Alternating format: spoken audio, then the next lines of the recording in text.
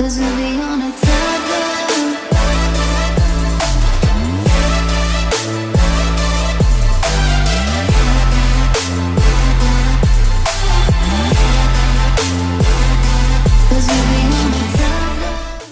Oke, selamat siang semuanya. Assalamualaikum warahmatullahi wabarakatuh.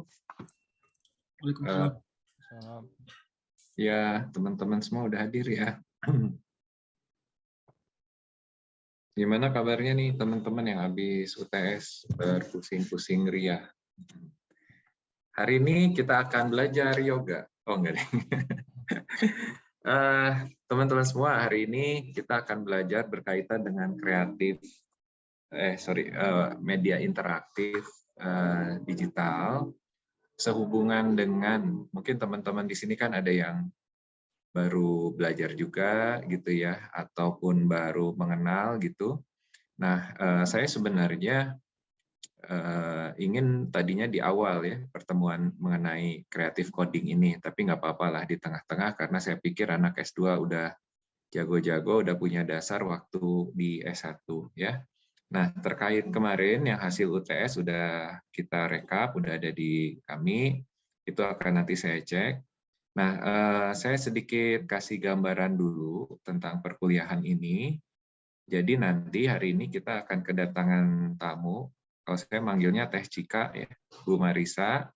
Beliau ahli coding, ahli programming, ahli yang gitulah, yang pusing-pusing ya. Tapi yang menariknya, Ibu Mariska ini sebenarnya sering melatih coding untuk anak-anak SD, SMP, gitu ya, sampai jago-jago. Nah, ini artinya anak S2 harus bisa lebih bagus ya, lebih pintar gitu ya.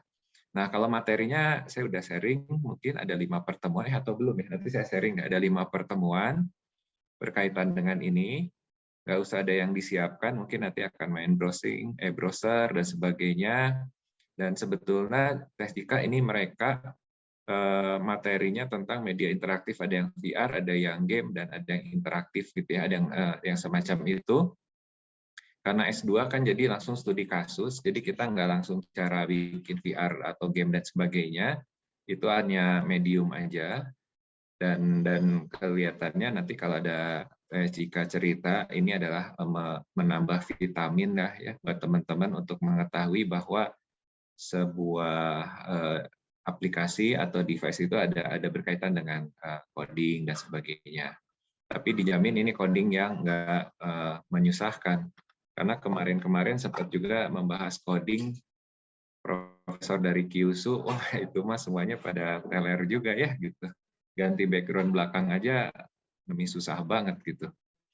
Nah, berkaitan dengan kuliah media interaktif digital ini juga terkait dengan yang namanya temanya adalah polusi udara.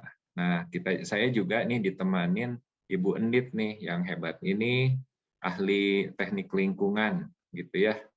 Kalau Bu Marisa, Teh Cika masuk ke ITB, terus ada Amari, nah Ibu ini nih yang ngolah teleedukasi dan telemedisinnya Amari gitu ya. Bu Dit nih, salam kenal gitu ya. Ya. Nah kalau ya tidak akan ada Amari tanpa Pak Intan. Berbahaya oke. Ya. Nah, jadi intinya hari ini ada pertemuan di hari sejam setengah sampai 2 jam sama Ibu Cika, Teh Cika ini. Nanti teman-teman ikutin aja, pasti seru lah. Saya jadi udah sering ngelihatnya ya. Jadi ini nanti jalan seperti biasa kelasnya. Kalau udah selesai Bu Cika biasanya langsung nutup. Nah, nanti mungkin ada pertemuan kedua yang nanti mungkin nggak di hari ini ya. Atau bisa jadi hari ini nanti saya janjian karena nanti mungkin digabung sama yang kelas 1 lagi yang dari beasiswa unggulan yang tematiknya di hari keduanya sama. Jadi kenapa kalian ini khusus hari ini kalian dulu, karena yang beasiswa unggulan udah jalan pertemuan ke-1-nya. Nah, nanti di pertemuan kedua mungkin akan digabung gitu ya Teh Cika ya. Jadi pertemuan 2, 3, 4, 5 itu bakal digabung. Saya nggak tahu juga, mungkin anak beasiswa unggulannya ikut di kelas ini jam 1, kalau nggak ada acara ya mungkin lebih gampang, karena Teh Cikanya juga kosong ya di hari ini ya. Gitu. Karena kalau teman-teman yang reguler nih di hari Kamis saya belum tahu apakah kosong atau enggak. Nanti untuk urusan jadwal kita olah lagi lah gitu ya. Itu aja mungkin dari saya. Bu Nit, ada yang mau disampaikan nggak? Perkembangan COVID sekarang? Oh, nggak usah ya. Nggak usah. Bu jadi kayak Menteri Aman, Kesehatan. itu mah aman. Menurut saya ini, saya sekali lagi mengucapkan selamat kenal, bukan selamat ya, salam kenal, dan saya sebenarnya senang sekali ya melihat ini sebetulnya kolaborasi awal. Harusnya kita lebih sering berkolaborasi nih, orang dari engineering sama orang desain yang keren-keren ini. Jadi semoga nanti bisa berlanjut. Ya. Amin, amin. Siap. Ya.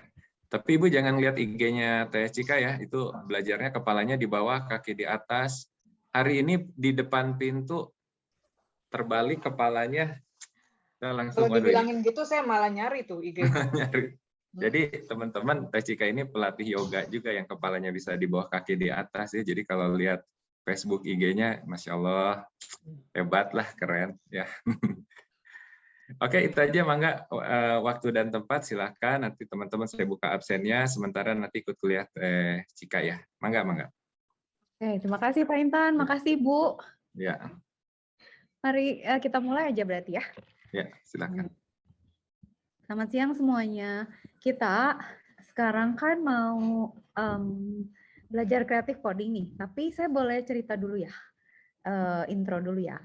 Terus, biasa kalau di kelas, saya biasa, apa namanya, aduh angin gede banget. Biasa langsung aja, jadi misalnya kalau ada yang kurang jelas, misalnya ada masalah teknis, suara kurang keras, ngomongnya terlalu cepat, atau layar nggak kelihatan, langsung bilang, ada pertanyaan apapun langsung tanya. Jadi nggak usah nunggu misalnya, nunggu dulu deh sampai selesai, nggak usah. Begitu bingung langsung nanya gitu aja, oke? Oke, kita mulai ya. Nah, sebenarnya yang perlu saya ingetin adalah kita kan sebenarnya beda bangsa ya, beda spesies gitu. Saya orang teknik gitu ya, sementara kan teman-teman desain. Jadi kalau kira-kira cara saya menyampaikan kurang jelas itu tolong kasih tahu aja, misalnya apakah nanti saya coba dengan approach yang lain gitu kalau terlalu teknis atau gimana gitu ya. Oke. Mungkin perkenalan sedikit aja lah ya.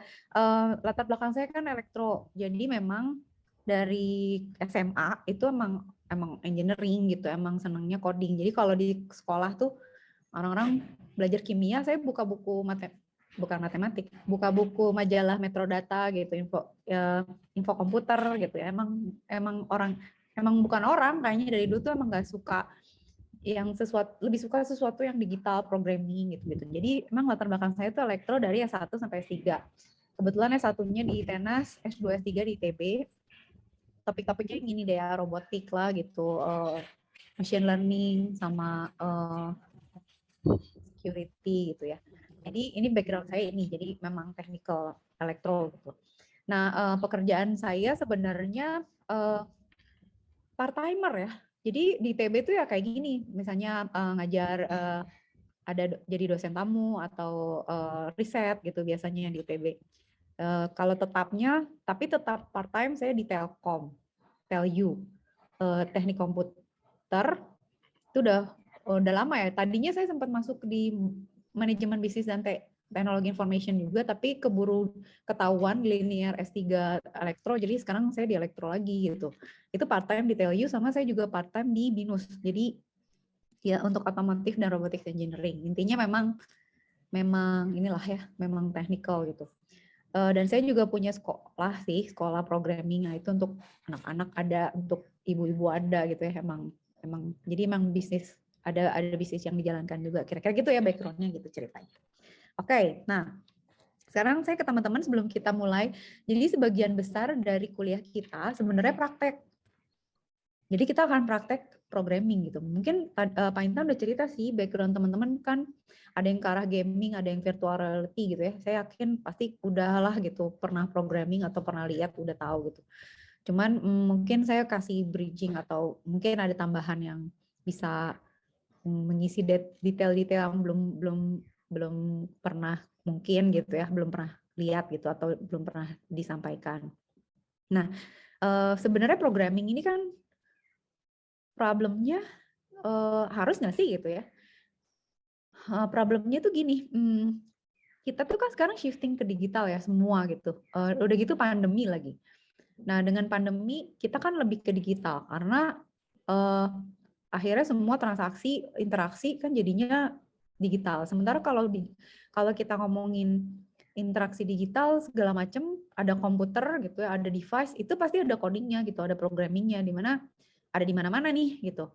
Di komputer kita, di aplikasi-aplikasi yang kita gunakan gitu ya.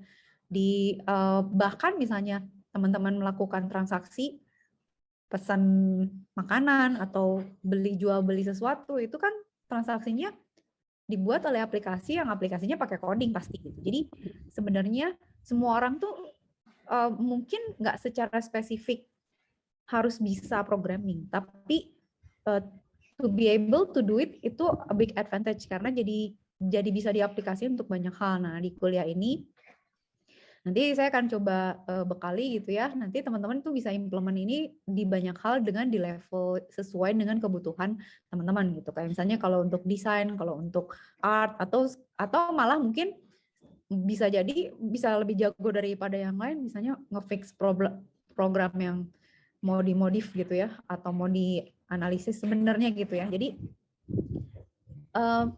sebenarnya bukan kita harus belajar programming, tapi kita harus belajar teknologi sebenarnya. Tapi karena digital, most of it gitu ya adalah programming. Jadi itulah sebabnya kita juga mesti tahu nih programming itu apa, teknologinya itu apa gitu. Nah, ini saya nggak nemu ya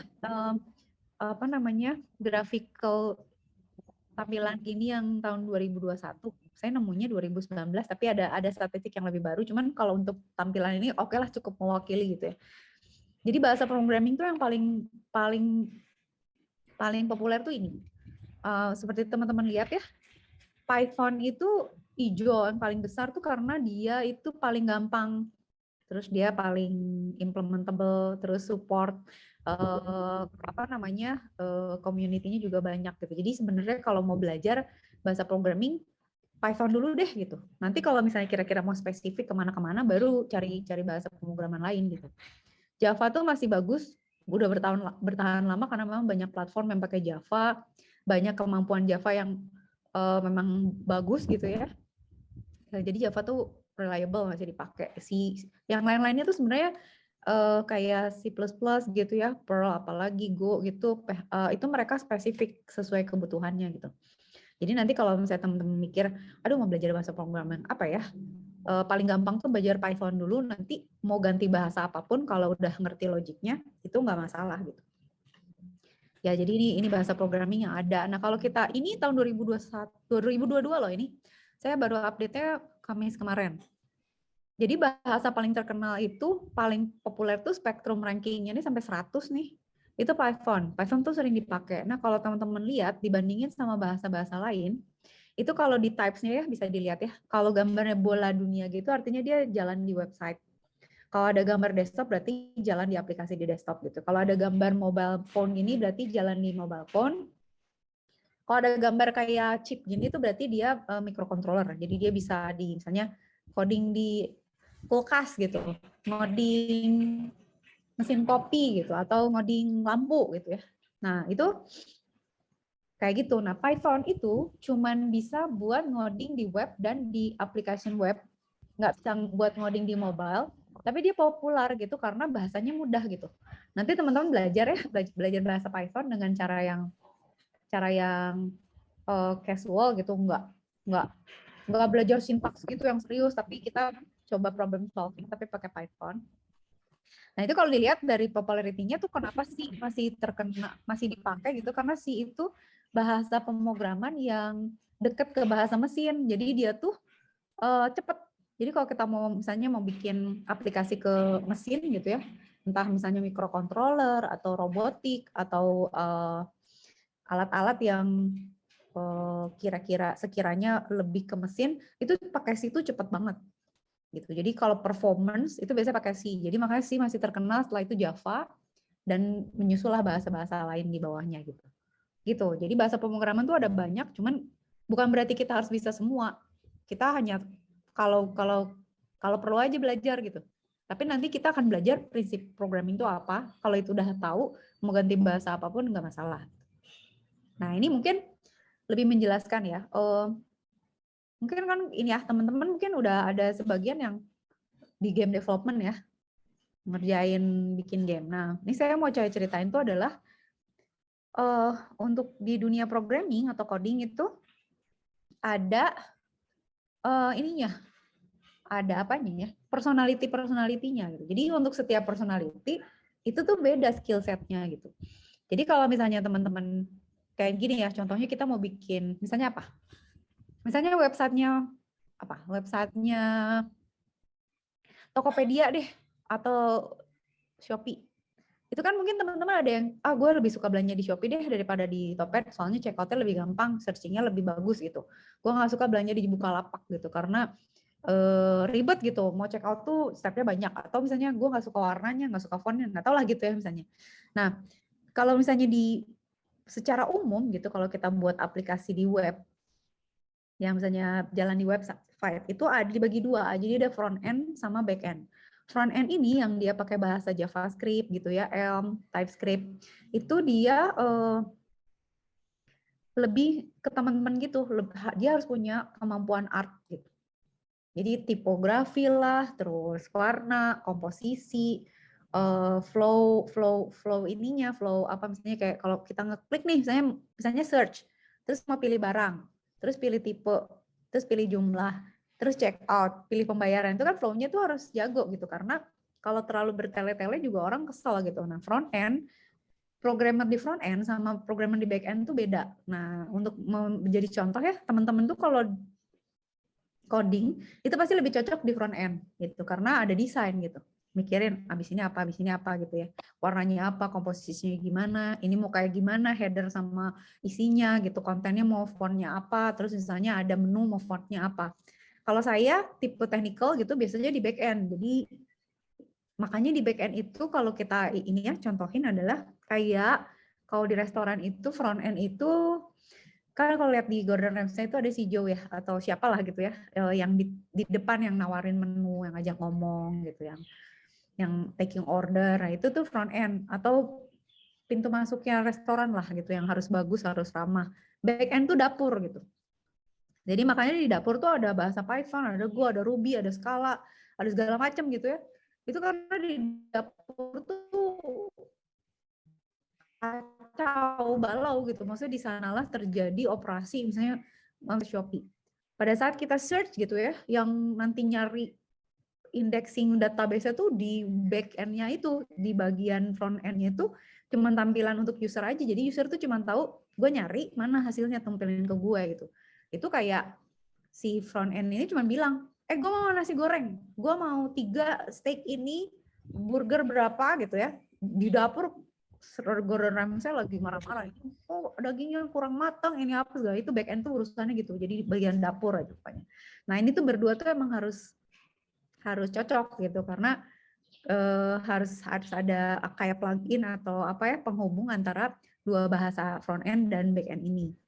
Nah tapi personality-nya kan beda gitu, jadi biasanya kalau orang nyari kerjaan gitu ya, misalnya teman-teman nyari atau mau hire seseorang, kita mesti tahu persis yang mau kita hire tuh spesifikasi kayak gimana gitu.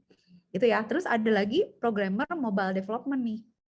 Programmer mobile development ini beda lagi sama dua ini. Kalau mobile development mereka harus memikirkan spesifik device apa dia develop programnya. Kayak misalnya saya mau bikin aplikasi ini untuk dijalani di Android atau di iOS gitu. Itu kan developingnya beda. Biasanya kalau developer di iOS pasti nggak ngurusin Android karena terlalu susah kalau harus ngedevelop di dua bahasa, di dua platform, karena di dua platform itu harus kita optimalkan. Belum misalnya kalau Android ya, kita kan masih tahu saya versi-versinya dia udah sampai berapa nih gitu, OS-nya udah sampai mana, nah itu dioptimalkannya gimana. Kalau iOS udah versi berapa, optimalnya gimana gitu.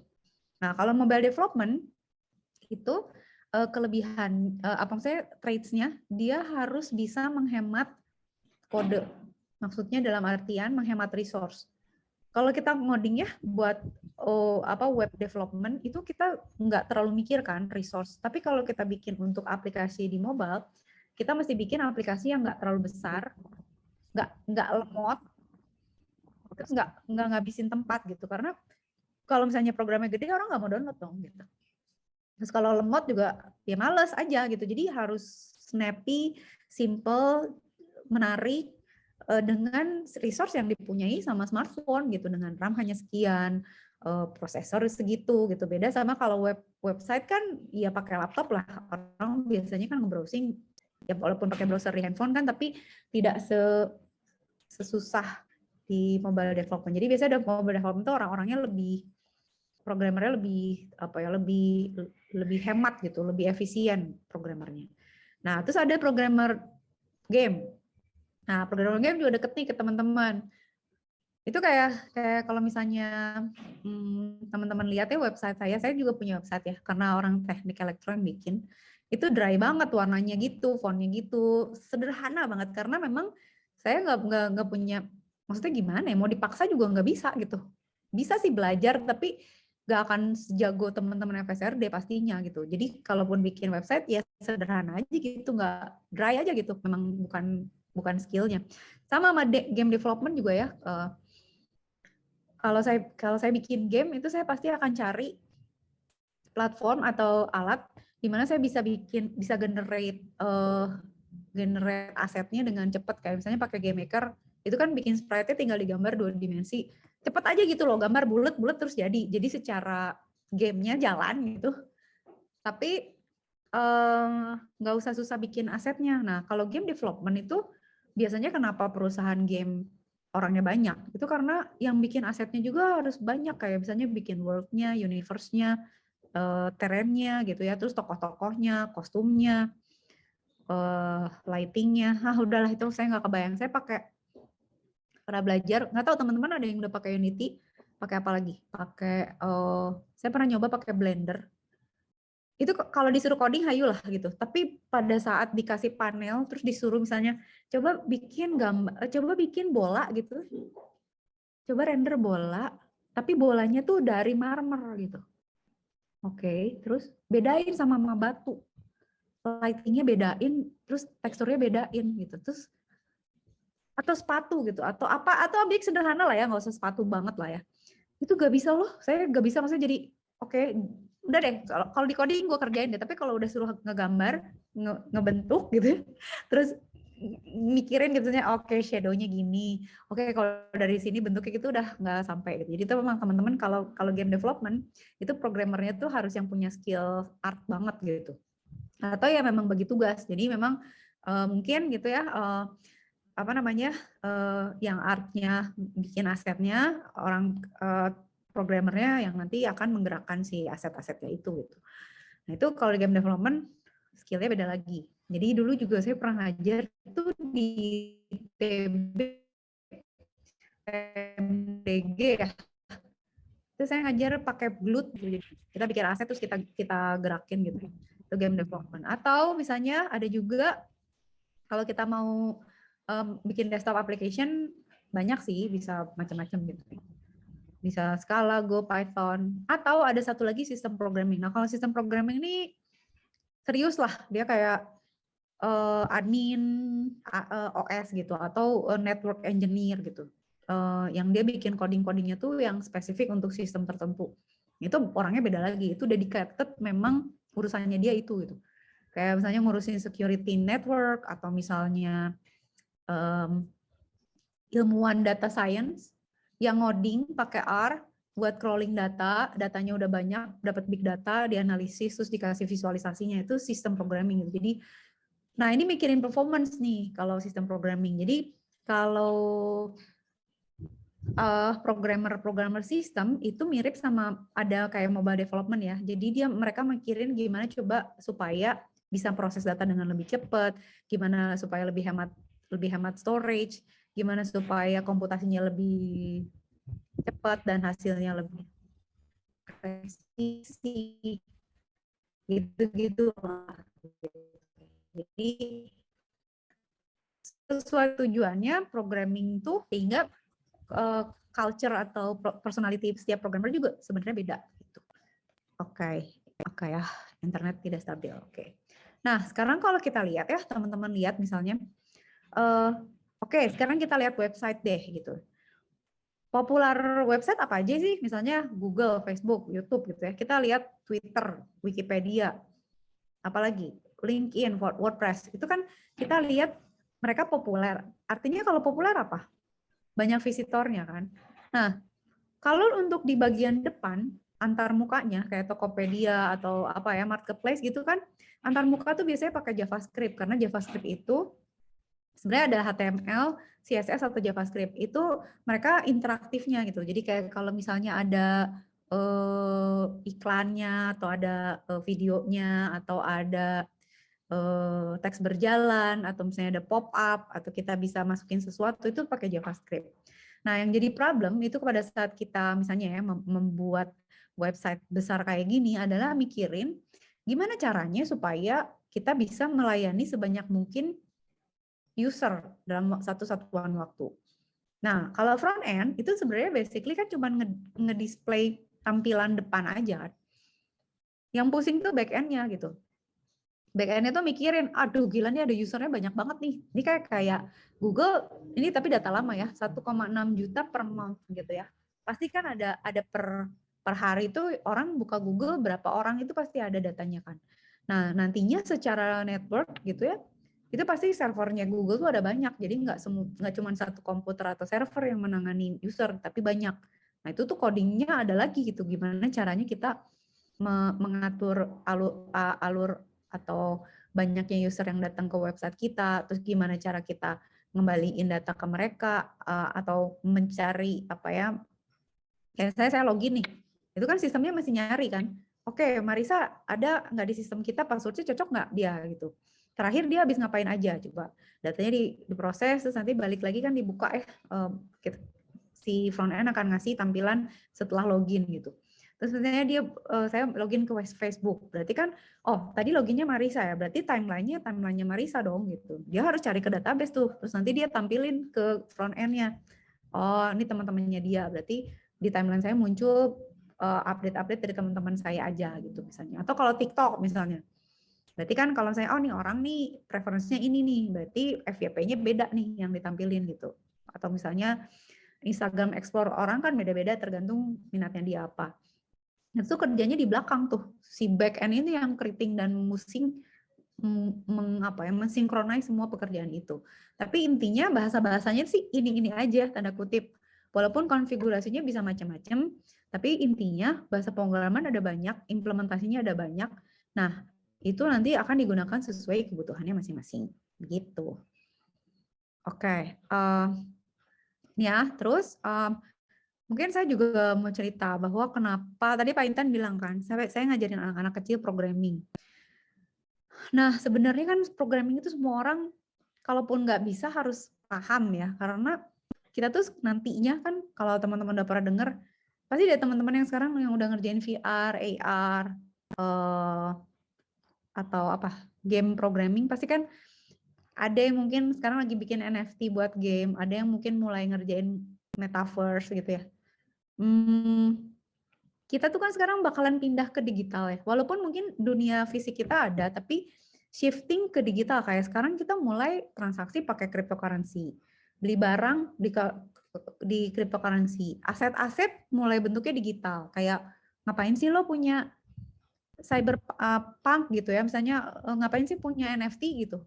Buat apa? Buat ngapain gitu. Tapi mungkin kalau teman-teman yang suka main game, kayak misalnya weapon tertentu atau skin tertentu itu penting banget kan buat harga diri dan dan identitas kita di digital gitu. Maksudnya kayak mungkin kalau ibu-ibu mah gila gue tasnya Hermes gitu, atau gue tasnya apalah gitu Chanel atau apa gitu ya. Kalau sekarang kan sebenarnya anak-anak yang kecil-kecil ini mereka asetnya di Roblox gitu. Aset mereka tuh dari berapa banyak game atau misalnya dari apa yang mereka hasilkan, dan aset-asetnya itu digital. Nah, semua orang mesti tahu itu karena itu semua di coding gitu. Jadi kalau kita tahu bahwa itu adalah semuanya dibuat dengan kode, nanti kan akhirnya jadi bisa paham teknologi kenapa bisa terjadi kayak gitu ya. Kenapa ya orang kok ada blockchain misalnya gitu. Kok ada cryptocurrency, emang bedanya sama duit fiat gimana, bedanya apa gitu ya. Itu kan jadinya ngomongin blockchain. Nah, blockchain itu sebenarnya juga ada codingnya di dalamnya gitu. Nah, kalau paham, jadi lebih ngerti konsepnya. Kalau enggak kan blank banget, nanti tiba-tiba ada negara yang berdiri di atas blockchain gitu. Terus undang-undang Pancasilanya dan UUD 45-nya bentuknya smart contract, which is smart contract itu adalah kode gitu. Terus kalau misalnya orang nggak ngerti ya, kita gitu saya nggak paham bahwa itu tuh bahasa pemrograman atau coding, jadinya get lost, jadi nggak kebayang sama sekali gitu apa sih smart contract. Tapi kalau nanti teman-teman udah belajar, jadi oke, gue ngerti lah konsepnya gitu, jadi kebayang. Nah, saya ngajarin anak-anak kecil, nah ini kan sebenarnya ada ya bahasa-bahasa yang memang tergantung umur, tapi yang saya pelajari adalah mungkin sama juga untuk teman-teman. Kalau kita belajar programming itu, kalau saya sih tadinya tujuannya ngajarin anak-anak tuh satu karena kita tuh kekurangan programmer gitu. Jadi kalau pasti deh dari teman-teman ada yang punya otot, ya kalau saya suka bilangnya gitu, otot coding gitu. Jadi kayak misalnya apa ya, orang tuh kadang-kadang kan kalau olahraga kan beda ya. Maksudnya ada yang bagusnya di yoga, ada yang senangnya atletik, ada yang bagusnya di bela diri gitu ya. Nah, coding tuh juga ada ototnya. Jadi bisa di-build gitu, tapi ada yang emang udah nyantolnya gitu. Jadi udah secara intuitif dia tuh senang coding. Nah, mungkin pasti teman-teman ada yang kayak gitu juga. Nah, programmer itu tuh susah sekarang karena semua diprogram loh. Jadi apapun tuh sekarang pakai coding. Mau kita bikin IoT, smart home, mau implement smart contract, mau deploy NFT, mau bikin token ASIC kayak Anang, itu platformnya semua di coding. Jadi kan kita butuh programmer banyak kan. Dan dari 2014 saya bikin sekolah tuh 6 tahun lalu ya. 8 tahun lalu saya bikin sekolah anak-anak ini. Itu tuh keluhannya sama. Kemana sih lulusan elektro, kemana sih lulusan informatika? Itu memang katanya nggak tahu kenapa nggak semua juga lulusan teknik bisa coding. Akhirnya saya pikir udahlah gue ngajarin anak-anak aja. Jadi curi start. Jadi mereka nanti suatu saat mereka besar, satu mereka gampang cari kerjaan, dua orang juga jadinya lebih. Kalau kita banyak ngajarin anak-anak coding kan akan ada banyak talent yang ya sedikitnya saya ngebantu nyediain talent lah buat kebutuhan. Satu itu kenapa ngajarin anak-anak. Kedua, anak-anak itu anak sekarang itu digital gitu. Jadi mungkin beda sama kita, mungkin apalagi sama saya ya. Zaman saya dulu kan belajar itu kan paling kalaupun internet dulu versi 1 lah gitu ya, masih internet yang World Wide Web gitu kan. Bisa ya? Cuman apa namanya? Cuman misalnya bisa searching terus belajar gitu kan. Nah, kalau sekarang anak-anak sekarang tuh mereka udah cepet gitu, baca, lihat YouTube sebentar, lihat mereka tuh baca ya kayak instruction itu cepet banget. Jadi kalau diajarin coding or diajarin anything, anak kecil sekarang tuh cepet gitu, kayak ibaratnya mereka begitu lahir tuh udah digital aja gitu. Jadi kedua tuh saya ngajarin mereka tuh karena skill anak-anak itu, jadi anak-anak kecil umur 7 tahun tuh mereka udah bisa coding, malah bisa diajarin hacking loh, bisa ngehack, udah bisa bikin. Dan ntar bakal ada praktiknya. Gitu ya. Dan sih katanya ini baru pengalaman pengantar doang. Nah itu kurang tahu. Oke. Terus misalnya, jadi makanya saya ngajarin anak tuh gitu. Ketiga, sebenarnya kenapa kita belajar coding, itu yang bagus itu kalau buat anak-anak sih ya, tapi mungkin buat teman-teman juga sih. Aduh, kok ini saya nggak bisa kok. Oke. Bahasa pemrograman itu mengajarkan disiplin sebenarnya. Jadi pada saat kita coding, misalnya spasinya nggak sama gitu ya, atau nama variabelnya beda, besar kecil hurufnya, atau misalnya nggak ada titik komanya, kurungnya kurang 1, itu codingnya nggak akan jalan. Gitu. Jadi kalau buat anak-anak atau buat kita, belajar programming itu belajar disiplin.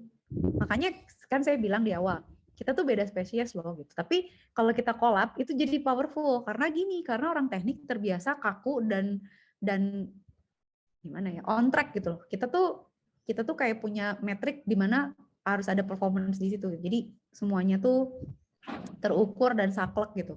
Kayak coding tuh ya udah gue coding, dan kalau coding salah gitu ya dia pasti salah. Nggak mungkin misalnya pada saat ini salah, next-nya jadi benar gitu. Itu juga ngajarin logik sama matematik gitu. Jadi logik kita tuh emang kiri banget gitu, dimana bagi orang teknik ini nggak make sense nih gitu. Ini harus jalan dan ini harus bisa begitu gitu. Harus jalan dan harus, kalau ada yang salah gitu ya, misalnya si coding nggak jalan tuh pasti ada yang kurang gitu. Itu nggak mungkin nggak mungkin mesin tuh angot-angotan kayak kita gitu, Moody kadang-kadang mau, kadang-kadang enggak gitu. Jadi secara teknikal tuh emang mengajarkan disiplin, logika, matematik, dan konsistensi gitu. Ya. Nah, problemnya gitu. Biasanya programmer itu kan kaku ya. Gimana ya? Kita juga kreatif sih in some way gitu. Jadi kita bisa cari misalnya kayak teman-teman mungkin lihat ya kalau engineer gitu misalnya dia bisa bikin kayak misalnya siapa? MacGyver lah atau siapa gitu. Misalnya dia bisa ngeganjel pintu pakai iPad gitu. Kita punya some kind of creativity itu. Kayak di coding juga kita bisa mikir, biar bisa gini kita gini. Cuman kalau secara visual art kayak gitu tuh kita sangat lemah gitu. Jadi kalau bisa aja gabung sama FSRD itu tuh bagus banget. Jadi hidup gitu. Karena ini si otak kiri sama si otak kanan. Kayak misalnya saya pernah ngetes nih soalnya gini. Jadi teman-teman saya yang programmer gitu ya, bahkan dosen saya pembimbing S2 S3 yang notabene jago banget coding dan emang orang teknik, itu kalau nulis jelek banget. Kita pun udah nyoba berkali-kali dengan metode yang lain. Contoh nih ya, imajinasi kita tuh nggak tahu kenapa jelek aja gitu, karena terlalu kuat di kiri kali. Jadi kalau bikin cerita tuh nggak ngagetin gitu. Maksudnya biasa aja dry gitu, terus bosan gitu. Kalau ngegambar juga nggak bisa bagus gitu, karena ya gitu, emang traitsnya gitu. Nah kalau teman-teman kan mungkin bisa ngebayangin warna yang gimana, cerita yang gimana gitu ya, art yang gimana. Nah, makanya di kuliah ini tuh kita mau bikin kayak jembatan gitu. Nah, teman-teman punya skill imajinasi, creativity yang arahnya dari art, saya kasih kayak kalau kata Pak Intan tadi nambahin apa ya? Kayak nambahin vitamin gitu. Saya nambahin vitamin atau suplemen untuk memperkuat itu, untuk tools supaya teman-teman bisa eksplorasi lagi atau memperkuat apapun yang terkait dengan art atau implementasi yang ada artnya gitu. Jadi itulah panjang lah ya ceritanya begitu. Nah ini nggak usah karena ini udah 2018 juga. Nah ini ya sebenarnya sama kayak tadi ya. Jadi ada back end, front end, mobile programmer, 3D programmer sama high performance. Di sini malah nggak ada yang desktop ya. Tapi dulu saya pernah belajar OpenGL gitu ya. Ngajarin buat programming itu pakai OpenGL animation. Nah kayak misalnya gini, Roblox ya. Roblox itu kan programmingnya pakai Lua ya. Cuman bagusnya platform Roblox itu adalah dia tuh bisa kita eksplorasi juga loh, bisa kita nambahin animasi juga gitu ya. Jadi sekarang tuh udah banyak platform yang emang menggabungkan antara visual dengan technical gitu. Jadi kalau kita bisa dua-duanya, itu powerful banget gitu. Gitu loh teman-teman. Nah, sekarang saya mau nunjukin dulu bahasa pemrograman, mungkin teman-teman ada yang udah lihat ya. Saya cuma kasih flash aja gitu ya, bahwa bahasa pemrograman tuh bentuknya kayak begini gitu. Itulah kenapa programmer tuh kayak gitu orang-orangnya gitu. Karena kita terbiasa harus melihat detail, walaupun kalau yang menggambar sama yang bikin coding detailnya berbeda gitu ya. Kalau kita ke arah harus ini nggak boleh ada yang kurang. Kalau teman-teman mungkin lebih ke gue bisa explore apa lagi nih gitu ya. In some way ada yang sama, tapi ada yang sangat different. Nah ini tuh sebenarnya saya mau nunjukin dialek dari bahasa pemrograman. Kalau kita pakai Java Server Pages, ini udah lama banget sih nggak dipakai. Tapi ini intinya kalau kita mau ngeprint hello gitu ya, pakai JSP itu perintahnya kayak gini. Sekian baris dengan sekian detail. Nggak boleh hilang satupun. Kalau nggak ada yang kurang titik, kurang kurung, kurang garis miring, atau tanda persen, itu keluarnya akan beda gitu. Problem aja gitu ya. Itu JSP. Kedua Perl. Nah, Perl kayak gini nih kalau mau hello world. Dia harus pakai use dulu library, dia get dulu sub, terus dia hello world, terus baru di dance gitu. Ini tuh emang aneh. Jadi Perl itu ya kalau teman-teman mungkin pernah nyoba atau belum pernah dengar malah gitu, Perl itu kalau di bahasa tuh Sanskerta deh, bahasa ancient gitu. Ini tuh yang bisa tuh dosen saya dulu. Jadi orang-orang tertentu yang bisa pakai Perl karena dia tuh bahasa lama tapi sangat powerful. Jadi kalau kita misalnya ya punya data besar, terus mau kita proses, itu nggak semua bahasa pemrograman cocok. Perl itu salah satu yang jago banget untuk processing data yang sangat besar. Jadi kalau misalnya kita mau processing data big data gitu ya, atau crawling data sosial media yang misalnya kata Pak Luhut kan ada 110 juta data orang yang ingin pemilu ditunda. Teman-teman bisa bayangin nggak sih 110 juta data? Dari mana coba? itu tuh kalau kita crawling aja Twitter, saya kalau crawling data Twitter itu sekali nge-crawl itu 100 tweet aja tuh cuman sekali gulp aja, sekali ngambil gitu. Dan itu kadang-kadang Twitternya suka bilang, misalnya dia API-nya bilang lo nggak boleh crawling lagi, yang nggak bisa crawling lagi gitu. Dan kata pakar data misalnya kita bilang ya, oke 110 juta itu kan berarti kurang lebih separuh orang Indonesia kan. Dan di sosial media kan sebenarnya bisa jadi datanya double atau akunnya berulang kan. Nah sebenarnya 1 juta orang aja ngomongin hal yang sama itu udah trending Twitter. Maksudnya udah banyak banget gitu, 1 juta orang. Nah tadi saya bilang kalau saya crawling cuma 100 tweet sekali ngambil, katakan saya harus punya berapa mesin nih untuk bisa ngumpulin segitu banyak ya. Mungkin 110 juta itu mungkin berhari-hari dengan banyak resource, dengan banyak komputasi kan. Nah, untuk data-data kayak gitu tuh yang masif, gede, datang terus, harus diproses itu bagus banget nih. Tapi emang bahasanya nyentrik gitu, nggak semua orang bisa. Tapi dia sangat powerful gitu. Jadi ya contoh ya, jadi kalau misalnya nanti kerjaannya adalah berurusan dengan data yang banyak, analisis, sosial media, prediction segala macam tuh bahasanya kalau nggak Perl, Python. Nah, Python juga jago untuk ngurusin data banyak kayak gini gitu. Kalau bahasa-bahasa lain nggak sanggup gitu, sintaksnya kewalahan karena gila gimana gue bisa cari cara, misalnya cari pattern di dalam satu, kayak misalnya gini, datanya 110 juta, terus kita pengen tahu data yang ngomongin ditunda pemilu. Berarti kan kita harus lihat kontennya kan, misalnya apa, tunda pemilu atau apa gitu. Atau misalnya kita ngomongin brand misalnya kita mau lihat Telkomsel tuh positif apa negatif, sentimen analisisnya gitu, itu susah loh. Misalnya kan ada orang yang ngomongnya Telcel, ada yang ngomongnya Telkomsel, ada yang ngomongnya si merah, ada yang ngomongnya Selkomtel. Kebayang nggak data 110 juta data harus kita proses kayak gitu lagi, kita analisis lagi. Itu kalau bahasa programmingnya salah, ya udah prosesinya juga ambiar semua gitu. Ini Perl ya. Terus Java. Nah, Java adalah bahasa pemrograman yang menurut saya paling ribet. Saya udah belajar Java dari sejak kuliah. Tunggu. S2, PS1 ya. Dan lah pokoknya nih, kalau teman-teman lihat ya, kan kalau mau print hello there, hello gitu kan basically cuman gini ya. Kalau di Java tuh kayak gini gitu. Harus bikin kelas dulu, harus public static void main string args. Ini tuh harus disebut public static void main string args tuh harus disebut, terus kita harus bilang, baru kita ngeprint tuh harus bilang sistem, gue mau ngeprint out, tolong print dengan line, print line, hello world. Terus harus ada kurung-kurungnya, harus gini gitu. Ini tuh the simplest way of Java printing a hello world. Ya walaupun di baris pertama nggak ada, tapi bahasa Java tuh ribet. Saya kalau misalnya kira-kira nggak usah pakai Java, biasanya nggak mau, kecuali kepaksa. Tapi dia sangat powerful gitu. Java tuh emang portable gitu ya. Terus sebenarnya powerful lah, dia bisa digabungin sama bahasa lain untuk memproses banyak hal gitu. Tapi ribet Java. PHP udah males sih. PHP biasanya buat tampilan, buat website gitu ya. PHP itu banyak ini itu gitu. Ya kayak gini ya. Kurung tanda tanya PHP echo, terus nanti harus tanda tanya lagi kurung tutup.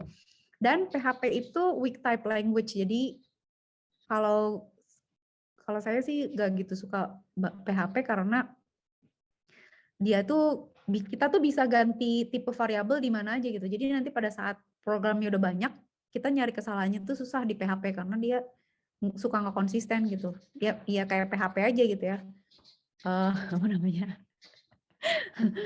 Memberi harapan palsu ya. Nah gitu ya. Tapi gitulah bahasa PHP itu kurang saklek gitu.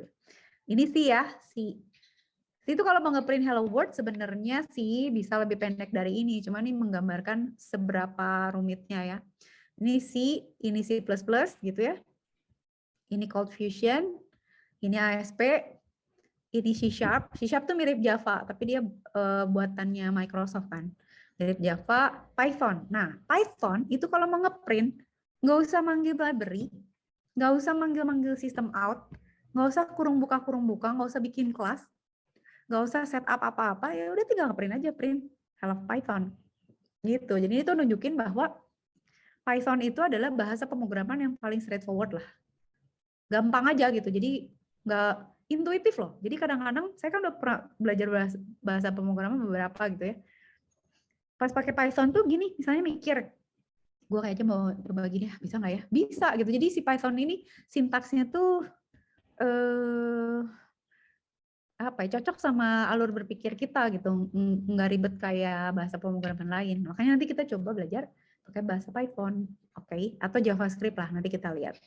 Ini Ruby, kayak gini, lebih simpelan Python kan. Ada Golang, Golang juga nanti.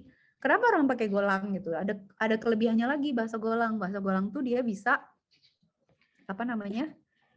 Bisa multi threading gitu. Jadi bisa beberapa proses dijalankan bersamaan gitu. Itu Golang. Gitu teman-teman. Nah, oke, sekarang kita mulailah praktek. Langsung aja ya praktek ya. Kita mulai praktek. Ini main-main sih sebenarnya. Ya, saya bukain. Teman-teman boleh langsung buka juga. Saya kasih linknya nanti di chat. Ntar saya bukain dulu ya. Kita pakainya ini. Oke, silakan buka ini sambil saya ceritain. Teman-teman silakan buka. Nah, ini saya akan pilih ya. Kita kan belajar bahasa pemrograman nih. Nah, jadi gini, secara prinsip bahasa pemrograman itu adalah yang kita pelajari itu sebenarnya cuma 3 prinsip pemrograman. Teman-teman tuh kalau belajar programan, 1, kita tuh belajar sequence. Jadi urutan itu penting. Jadi kalau misalnya sebenarnya kan program itu kan atau coding itu kan urutan perintah ya. Kayak misalnya mau bikin supermie gitu. Urutannya apa dulu nih? Manasin air dulu apa gimana dulu gitu ya? Nyiapin mangkok dulu atau gimana? Tapi kalau sequence-nya terbalik itu bisa fatal. Kayak misalnya kita ngambil suatu nilai dari suatu variabel gitu ya, sebelum dia dihitung atau sesudah dia dihitung nih gitu. Itu bisa jauh bedanya. Kalau misalnya programnya kalau misalnya programnya buat ngitung saldo, misalnya dikali dulu atau dibagi dulu ya gitu. Terus salah, kan kacau tuh.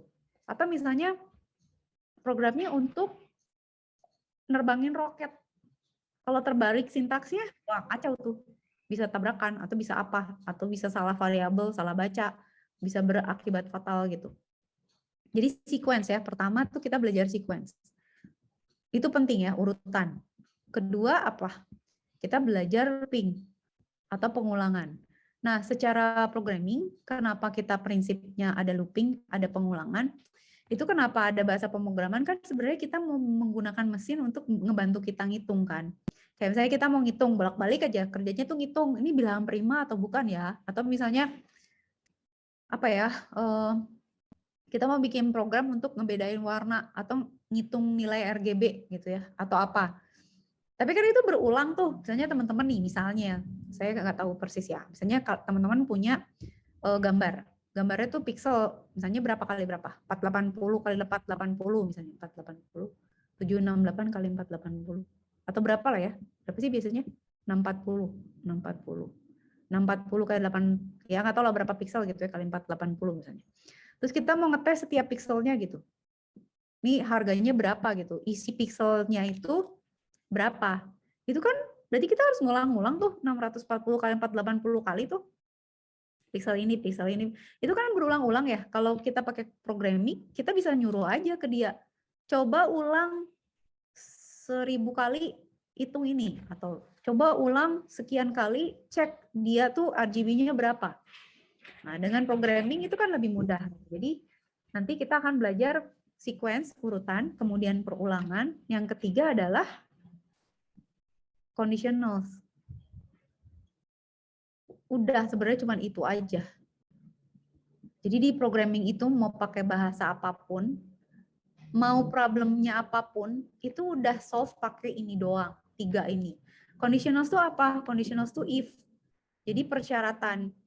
Jadi kalau di programming itu pasti ada, misalnya if umur lebih besar dari 18 boleh bikin KTP, atau umur sekian boleh masuk bioskop, atau vaksin udah lebih besar dari sekian boleh booster, atau misalnya udah sekian bulan boleh.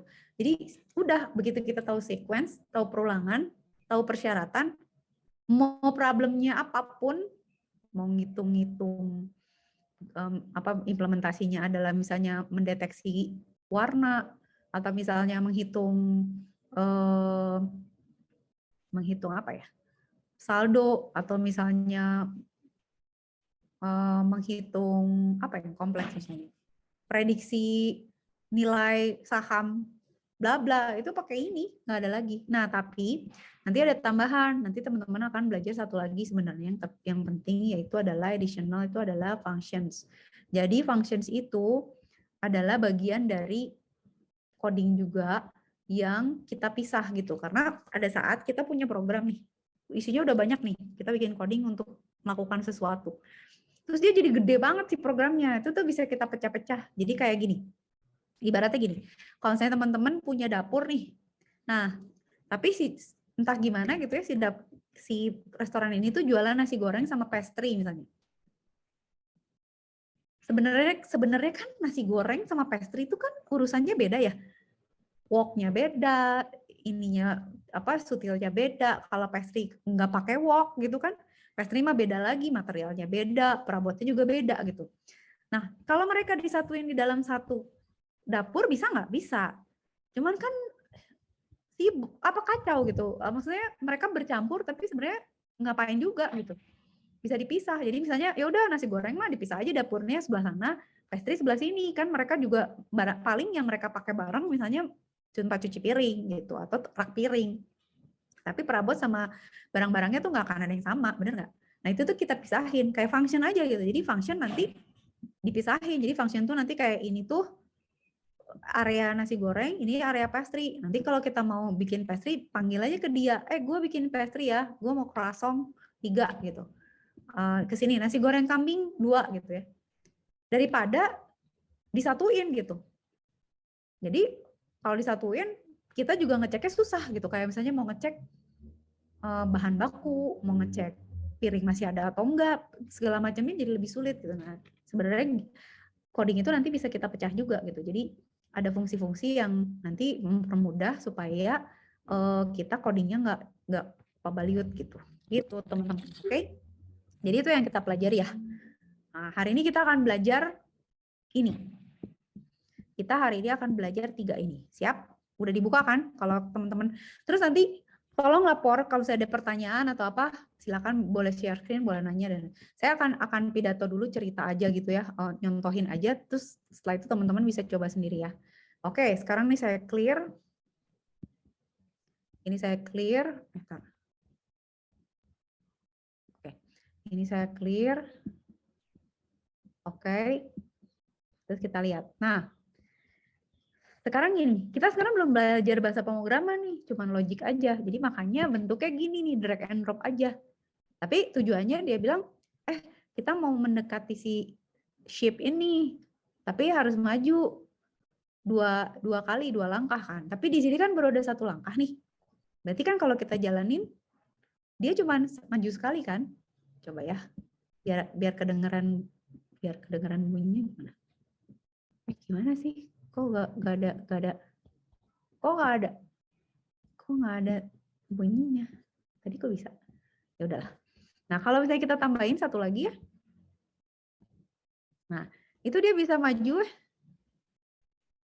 Kita run. Nah, kalau udah sampai, dia akan bunyi tring gitu ya. Berarti kita udah sampai tujuannya nih. Terus kita bisa lanjut nih ke berikutnya gitu. Taruh. How do I turn on the sound? Kenapa hilang soundnya? Unmute. Okay. Continue. Okay. Nah, sekarang dia bilang katanya, wood is very important. Kita mau disuruh nebang pohon ini. Berarti kan kita harus maju nih, ada 2 kotak. Berarti kan maju 2 kali nih, gitu kan ya. Kita disuruh maju, terus disuruh nebang pohon kan. Berarti pakai destroy kan. Enggak, maju 2 kali terus destroy. Oke, bisa gitu ya. Udah, bisa. Congrats. Nah, sekarang dikasih tugas lagi nih. Sekarang, chipnya ada 2. Oke, chipnya ada 2, tapi kita disuruh share sekarang. Disuruh, nyukur bulunya. Berarti kita maju dulu kan 2 kali, maju dulu 2 kali gitu ya. Terus belok kanan ya. Kan ada satu lagi di kanan, belok kanan. Terus maju lagi. Salah. Ini tadi maju 2 kali terus kita share dulu ya. Baru belok kanan, maju-maju terus share lagi kan. Itu kan benar nggak? Majunya sekali aja deh. Salah. Gitu ya, coba Ran.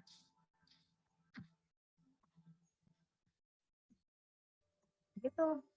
Dah, ini kan sebenarnya udah belajar sequence kan?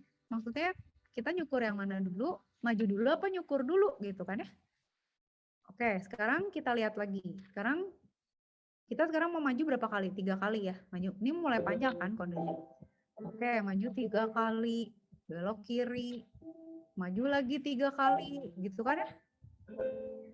Belok kiri lagi. Oh, belum destroy-nya lagi.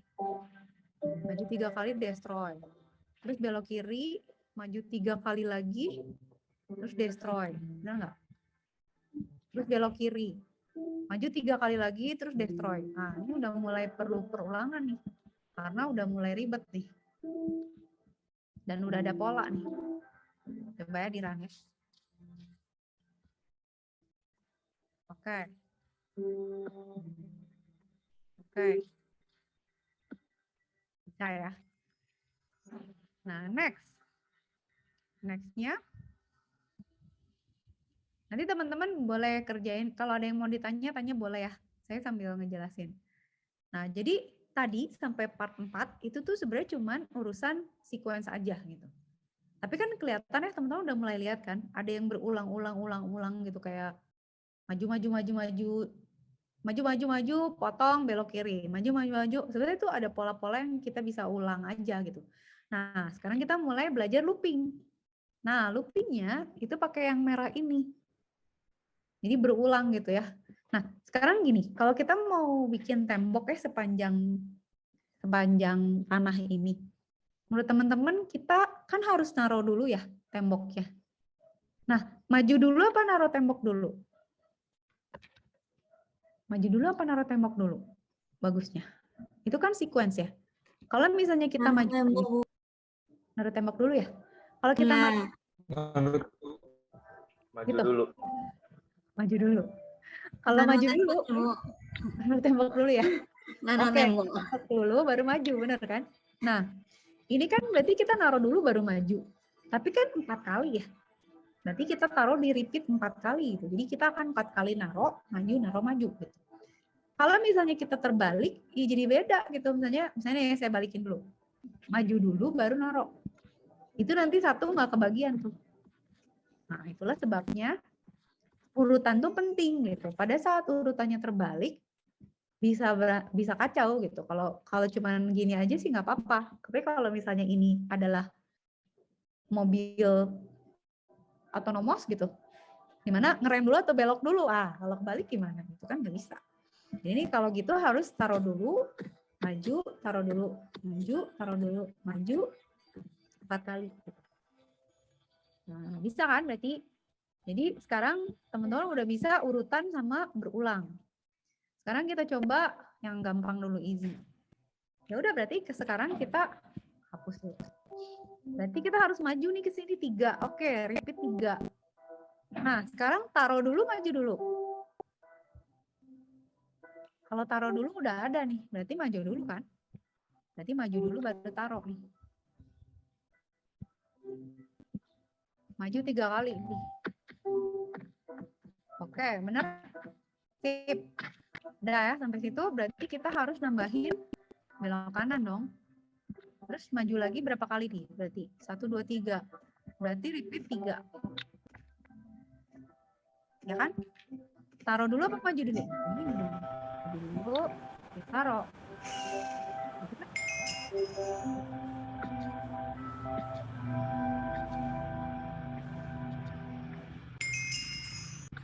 Oke. Ini kayaknya teman-teman udah pada tring ramai nih kayaknya. Udah beres. Udah, tinggal nambahin turn right. Terus berarti tambahin berapa kali? 2 kali aja. kita harus move forward dulu, baru place.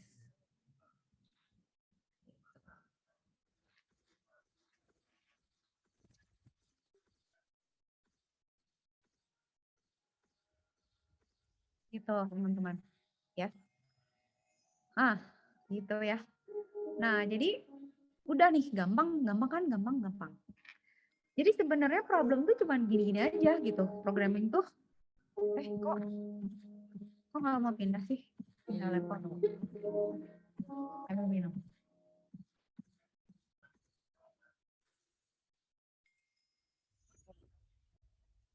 Next. Kok nggak pindah?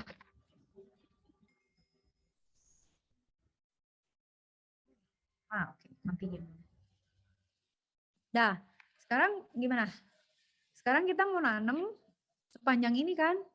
Jadi maju ke atas gitu ya. Terus ke sini kan, ke sini. Terus ke sini. Terus nanam lagi ke sini kan. Gampang. Berarti 6 kali nih. Ada 6 kotak kan. 6. Nanam dulu apa maju dulu? Nanam dulu, orang dia lagi nginjak kan. Nanam dulu baru maju. Oke. Ini kalau kita run, nanam maju 6 kali kan. Terus ngapain? Terus turn right gitu ya. Oke. Turn right. Terus maju 2 kali. Maju 2 kalinya boleh pakai ini boleh. Atau mau gitu juga boleh. Ingat di sini ada batasan ya, cuma boleh 11 blok ya. Maju 2 kali. Berarti kita udah sampai sana. Dia maju, tanam, maju. Tanam, maju, tanam, maju. Maju 2 kali. Tinggal belok kanan. Terus kayak tadi lagi kan. Nah, tapi kita ulang 6 kali. Nggak bisa sama. Nggak bisa plan crop dulu. Harus maju dulu. Soalnya dia posisinya masih di situ. Jadi maju dulu baru tanam. Lihat pas kan bloknya. 11 blok ya. Oke. Tanam maju, tanam maju, tanam maju, tanam maju, belok kanan, maju 2 kali, belok kanan, tanam maju, maju tanam, maju tanam, maju tanam, gitu. Gampang ya? Gampang. Tenang. Nanti kita akan semakin rame. Kok show share sih? Salah pencet. Harusnya berarti apa tadi? Oh iya ini, berarti sekarang ini. Nah, sekarang teman-teman mulai lihat lagi nih.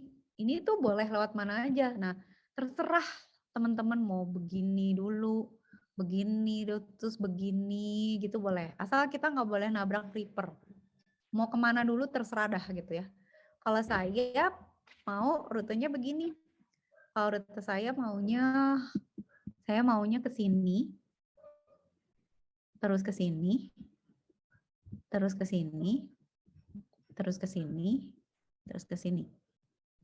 Nah, yang perlu teman-teman ingat adalah dalam programming solusinya tuh nggak selalu satu. Jadi kalau misalnya teman-teman punya solusi yang beda dengan yang saya tunjukin, silakan gitu. Jangan jadi harus itu yang benar, terserah. Pokoknya eksplorasi sendiri. Misalnya pun work ininya jadi beda gitu nggak apa-apa. Karena kalau saya biasanya meriksa tugas programming ya, apalagi kalau programmingnya udah ngetik gitu. Itu tuh cara ngebedain mahasiswa nyontek atau enggak tuh itu kayak fingerprint gitu. Nggak mungkin ada tugas 2 programming yang persis sama karena nama variabel pasti beda, ngetik spasinya pasti beda, besar kecilnya beda, strukturnya pasti beda, sequence-nya pasti beda gitu. Jadi ini teman-teman nggak usah sama, nggak usah selalu sama. Nah kalau saya maunya begini. Jadi saya mau belok kiri dulu. Gimana sih? Belok kiri dulu ya. Terus maju 3 kali. Benar nggak sih gini? Nah, maju 3 kali, gitu ya. Terus nanti saya mau belok kanan, maju, belok kiri, belok kanan, maju, belok kiri, maju. Terus 2 kali loh itu. Belok kiri, maju, belok kanan, maju. Gini ya. Coba. Belok kanan, maju. Belok kiri maju, tapi kan masih ada lagi tuh. Berarti saya harus bikin lagi nih. Turn right lagi, sama move forward, sama turn right lagi, turn left lagi, terus move forward kan. Cuman kan ini kan lihat blocksnya habis gitu. ini udah jelas ngulang-ngulang. Jadi daripada kayak begini gambreng, saya akan menggunakan ini. Nah, kenapa saya pakai pola ini? Supaya ada yang pola gitu. Supaya kalau ada pola, kita bisa masukin ke dalam loop. Jadi ini kita bisa buang separuh nih. Kita pasang di sini gitu. Pas kan 9 blocks. Jadi maju 3 kali, kanan maju, kiri maju 2 kali gitu ya. Kita ulang ya. Sekarang kita mulai.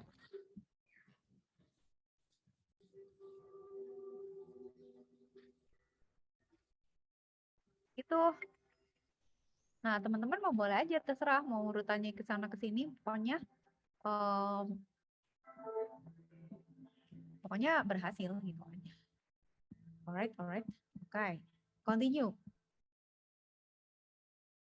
Dah, sampai sini. Kalau ada pertanyaan boleh silakan. Nah, ini tuh tugasnya kita harus ambil 2 torch sama 2 coal kan. Kita suruhnya 2 torch, pasang obor sama mining 2 coal. Teman-teman terserah. Mau ngambil yang ini kek, mau ngambil yang mana aja terserah, mau ngambil yang mana boleh. Kalau saya pengen ngambil yang ini. Kenapa? Karena deket aja gitu. Jadi saya itu cuman mau oke, gue sekarang belok kanan gitu ya. Kan cuma disuruh 2 kan, at least kan. Ya udah 2 aja. At least 2 ke kanan 2 kali, ngapain dulu berarti? Berarti apa? Destroy dulu kan? Destroy dulu. Terus pasang torch. Terus apa lagi? Maju. Benar nggak? Jadi destroy, taruh torch, maju. Destroy, taruh torch, maju. 2 kali. Tapi ini turn right bener nggak sih? Oh bener ya? Salah. Turn right. Udah jelas gitu sih dia ngadep mana. Belok kiri. Destroy. Vice torch. Gitu, kalau saya gitu caranya. Teman-teman terserah. Alright. Ya jadi gitu ya. Intinya ada banyak cara, asalkan bisa solve aja begitu. Oke. Berarti ini string kok nggak maju sih? Ayo dong. Mari kita pindah ke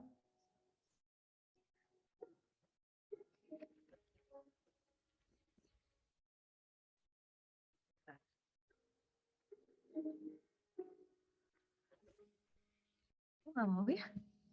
Kan udah ya, ada yang kurang nggak sih? Udah kok, harusnya next.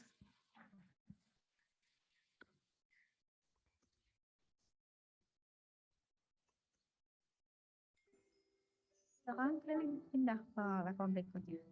Nah, continue.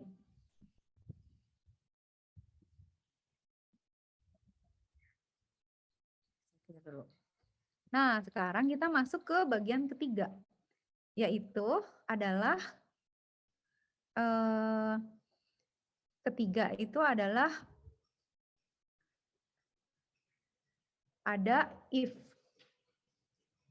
Belum ada if, Deng. Oke, sekarang terserah nih. Teman-teman mau gimana? Pokoknya kita harus bikin jembatan, terus harus ambil 2 iron blocks. Ya udah sih, kalau saya kan berarti tinggal maju aja ya. Maju, udah gitu kan ada lava nih. Berarti harus taruh cobblestone dulu. Berarti kalau gitu bisa maju 2 kali nih sebenarnya. Saya maju 2 kali. Sampai situ kan berarti. Nah, sampai sini kan, tinggal ke depannya maju 2 lagi. Saya mau isi dengan destroy sama maju. Gitu. Pas 8 blocks kan. Oke. Taruh, maju 2 kali. Terus destroy, move forward, destroy, move forward.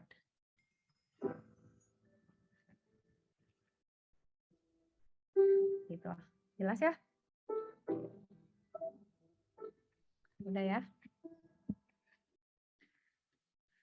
Dah, sekarang ini teman-teman boleh nonton, boleh saya ngejelasin. Nah, sekarang mulailah kita masuk ke if. Jadi teman-teman udah bisa ya, sequence sudah bisa. Sekarang terus repeat udah bisa lah, merem lah. Terus ada if sekarang. If itu conditional, di mana kita harus lihat syaratnya dia gitu kan. Nah, kita kan mau maju ya, disuruh bentar, sebentar.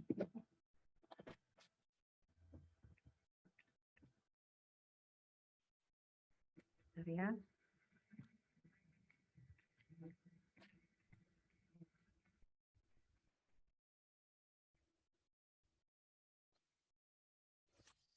Bentar dulu.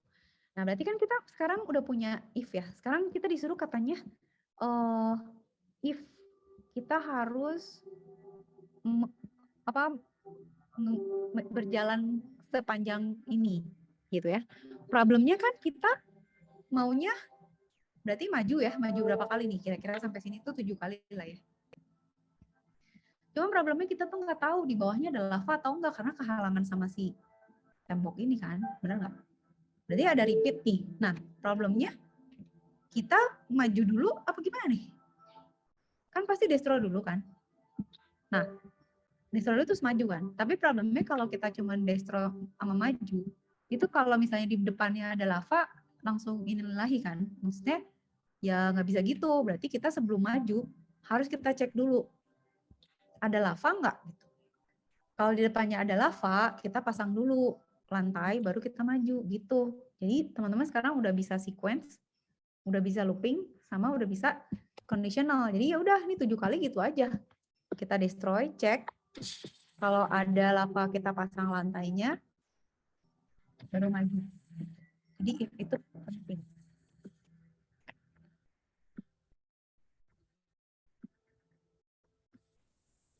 Gitu ya. Gitu. Oke? Beres. Kalau ada pertanyaan atau apa boleh ya? Kalau kurang susah jangan khawatir, nanti ada yang lebih susah. Tenang. Oke, nah sekarang nih kita disuruh main 3 redstone. Berarti kita harus ngambilin ini kan, 3 batu yang merah ini kan. Main 3 redstone, tapi jangan sampai masuk ke lava. Berarti kita harus pakai looping, harus pakai if, dan terserah teman-teman rutenya mau gimana. Mau ngambil yang mana, mau yang ini boleh gitu. Mau yang mana? 3 tuh yang mana? Kalau saya mau ngambil yang ini, sama yang ini. Kenapa? Karena ada patternnya. Jadi maju-maju destroy, maju-maju destroy, maju-maju destroy gitu. Jadi biar bisa masuk loop. Tapi kalau teman-teman mau jalan-jalan, misalnya, gue mau nyebrang di sini dulu gitu. Terus nanti ngambil ini, boleh gitu juga boleh. Terserah ya, jadi itu merdeka. Nah, berarti kan langkahnya sekarang gimana dulu? Nah, sekarang saya coba dulu ke kanan ya. Berarti kan move forward nih 2 kali. Move forward, terus destroy kan? Terus cek kan, kalau ada lava, pasang cobblestone gitu. Baru maju. Bener nggak?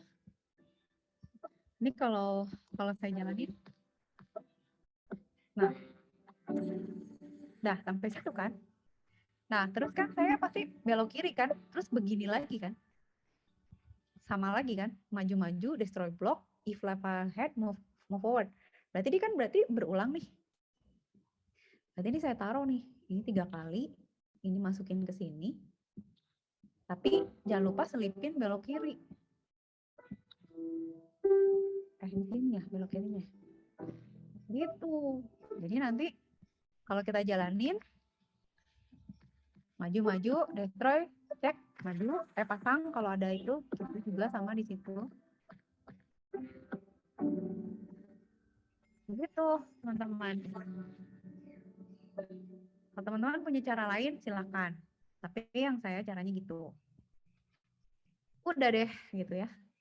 Nah, ini sisa-sisa yang terakhir tuh udah gampang sebenarnya. Nih, kita disuruh bikin rel kereta api. Udah, berarti kita tinggal, ini berapa sih? 1, 2, 3, 4, 5, 6, 7 ya? Kita berarti bikin 7 place rail ya? Tapi harus ngadep kanan dulu nggak sih? Coba. Maju dulu. Majunya berapa? Mana? Belum maju ya, mentok di situ lah ya. Oke, terus? Mentok.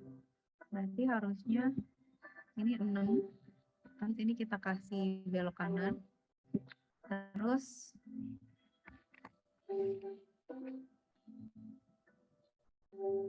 ya.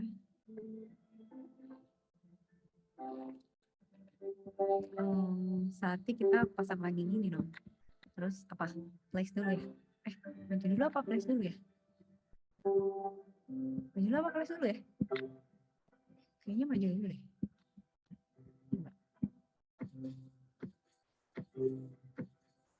Sampai sini, belok kanan. Oh, ketinggalan 1, berarti place dulu.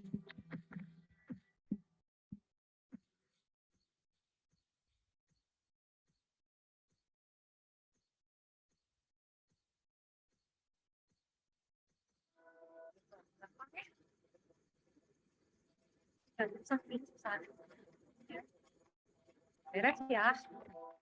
Udah, terus nanti teman-teman udah tinggal terakhir ya.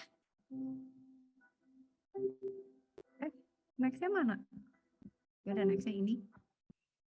Itu berarti udah ini merdeka, teman-teman silahkan aja apapun yang tadi udah kita pelajarin dipakai aja.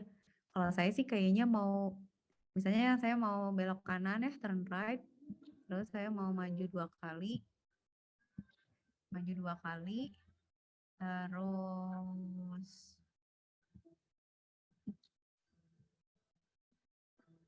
Terus saya mau repeat 2 kali. Destroy. Maju.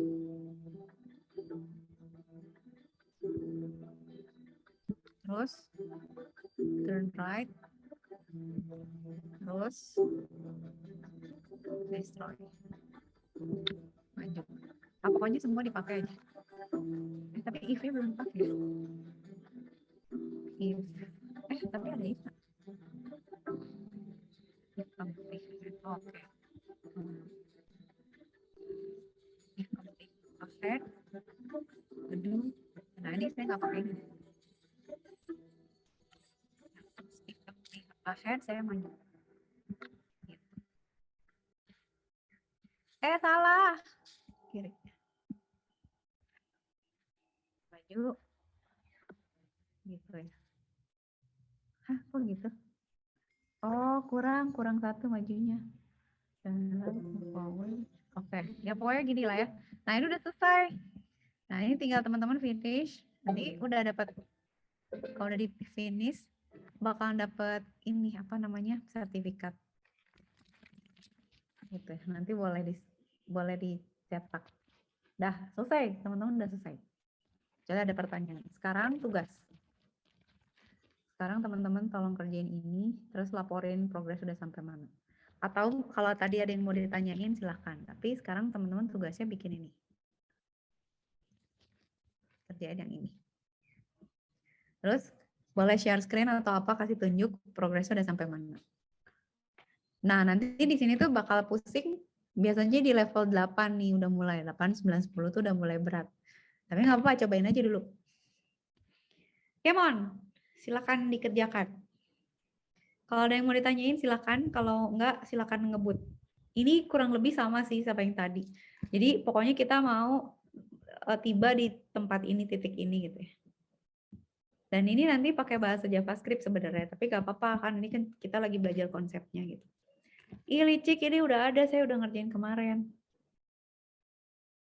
Ini udah ya. Oke. Silakan. Nanti ada level 3 dan selanjutnya. Kalau ada yang bingung boleh nanya. Atau misalnya ada yang mau share screen atau ada apa, silakan. Nantinya sebenarnya kita bisa pakai ini juga untuk generate art loh. Kayak misalnya kita bisa bikin random, bisa bikin pola gitu. Kayak misalnya kita mau bikin pattern tertentu gitu pakai coding. Jadi misalnya kita random nih. Warnanya ada sekian warna, posisinya ada sekian posisi, bentuknya ada sekian bentuk, terus kita bikin aja random gitu. Terus nanti dia akan nge-generate artnya sendiri gitu. Bentuknya, posisinya beda, warnanya beda gitu. Jadi kayak abstrak gitu, tapi abstraknya pakai coding, nggak kita bikin sendiri. Nanti kita bandingin sama orang beneran, bagusan mana? Bagusan buatan orang sih, pasti. Begitu.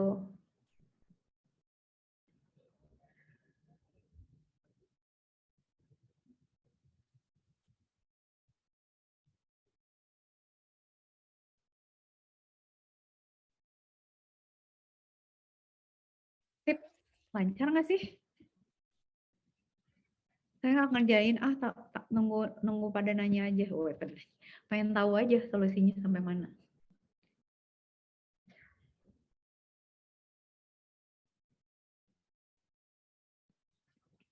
Kalau Minecraft udah beres ya? Udah selesai atau masih dikerjain? Beresin dulu Minecraft-nya ya. Kalau Minecraft-nya udah beres, baru boleh pindah ke sini ya.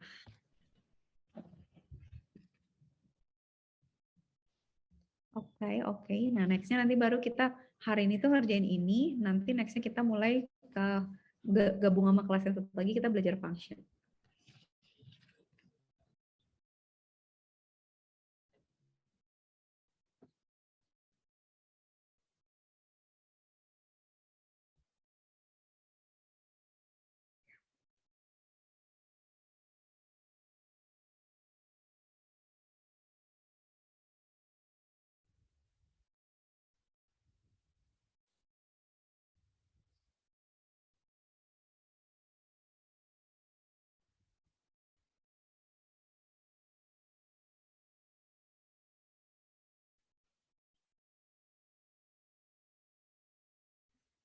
Masuk.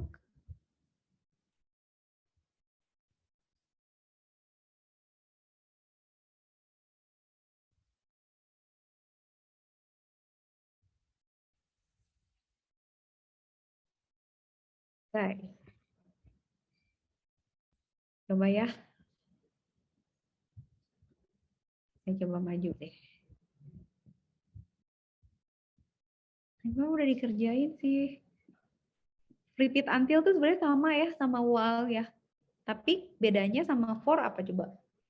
Kalau for kita tahu berapa kalinya, kalau repeat until kita nggak tahu tuh. Jadi kita cuma bilang, pokoknya repeat, pokoknya keep move forward sampai nyampe gitu. Nah itu bedanya. Jadi kalau repeat until ya udah kita maju sampai dia nyampe. Oke. Terus ini juga gitu ya. Nih udah ada, ini juga gitu kan. Repeat until, pokoknya kita berarti maju, belok kiri, maju, belok kanan.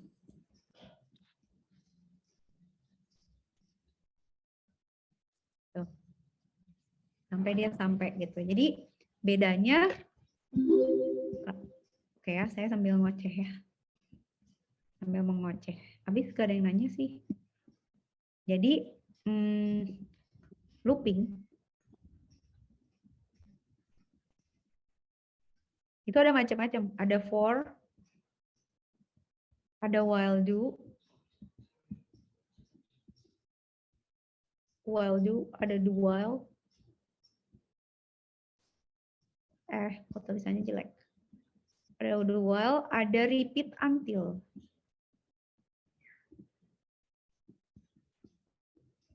Bedanya sama for apa? Kalau for, kita udah tahu mau diulang berapa kali. 3 kali, 7 kali, 17 kali, 122 kali gitu. For. When we use for, kita tahu dari berapa sampai berapa. Misalnya for i sama dengan 0 sampai i sampai 9 gitu, nanti i-nya ditambah gitu. Terus aja naik gitu angkanya. Kalau while do itu tergantung syarat. Misalnya selama kondisinya masih true, atau selama masih ada data, atau selama masih tanggal sekian or anything, lakukan. Atau dulu baru dicek. Jadi misalnya maju dulu baru ngecek, atau ngecek dulu baru maju gitu ya. Anything, pokoknya itu looping yang kita nggak tahu berapa kalinya. Terus repeat until termasuk ke dalam itu yang kita nggak tahu ujungnya gitu. Tapi kita bilang, gue nggak tahu berapa kali kita harus bergerak. Pokoknya kalau belum sampai sini, tetaplah bergerak gitu. Tetap lakukan apapun yang ada di dalam blok ini. Jadi gitu, itu namanya looping. Nah, teman-teman nanti kalaupun nanti problemnya mau kayak gimana pun, pakai apapun bisa nih loopingnya, tinggal milih aja nanti kondisinya mau gimana gitu. kita tahu berapa kalinya atau enggak gitu. Dah. Nah, kalau ini kan berarti hapus dulu. Kalau ini kan berarti gimana nih? Kalau pakai repeat kan nggak bisa ya, karena kita cuma maju 2 kali ini. Tapi di sini juga nggak ada syarat kan. Berarti kita harus bilang majunya 2 kali. Nah, udah gitu belok kiri. Nah, dari sini baru bisa pakai repeat until. Kita bilang selama belum sampai tujuan, maju aja gitu. Tapi di depannya harus kita tulisin dulu bahwa kita maju 2 kali, belok kiri gitu.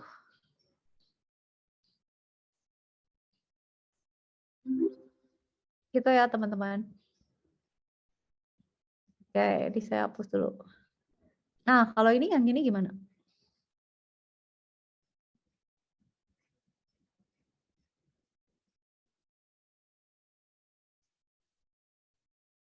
Ada if loh. Nah, nanti saya jelasin ya. Nanti di sini kita belajar ada if sama else. Ada if sama else. Minum dulu.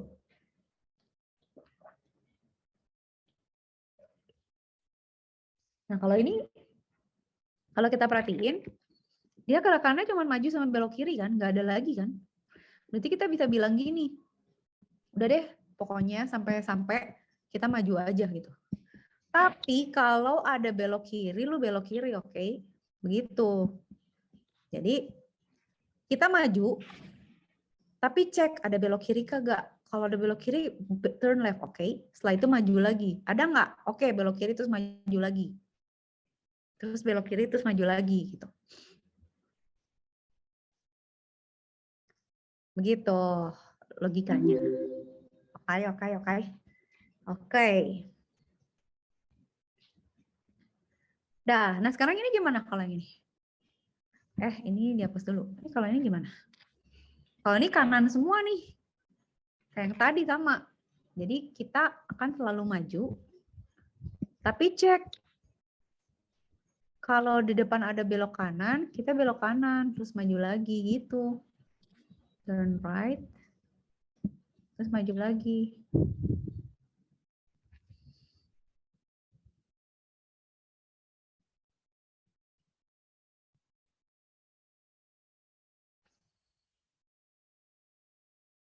Gitu ya.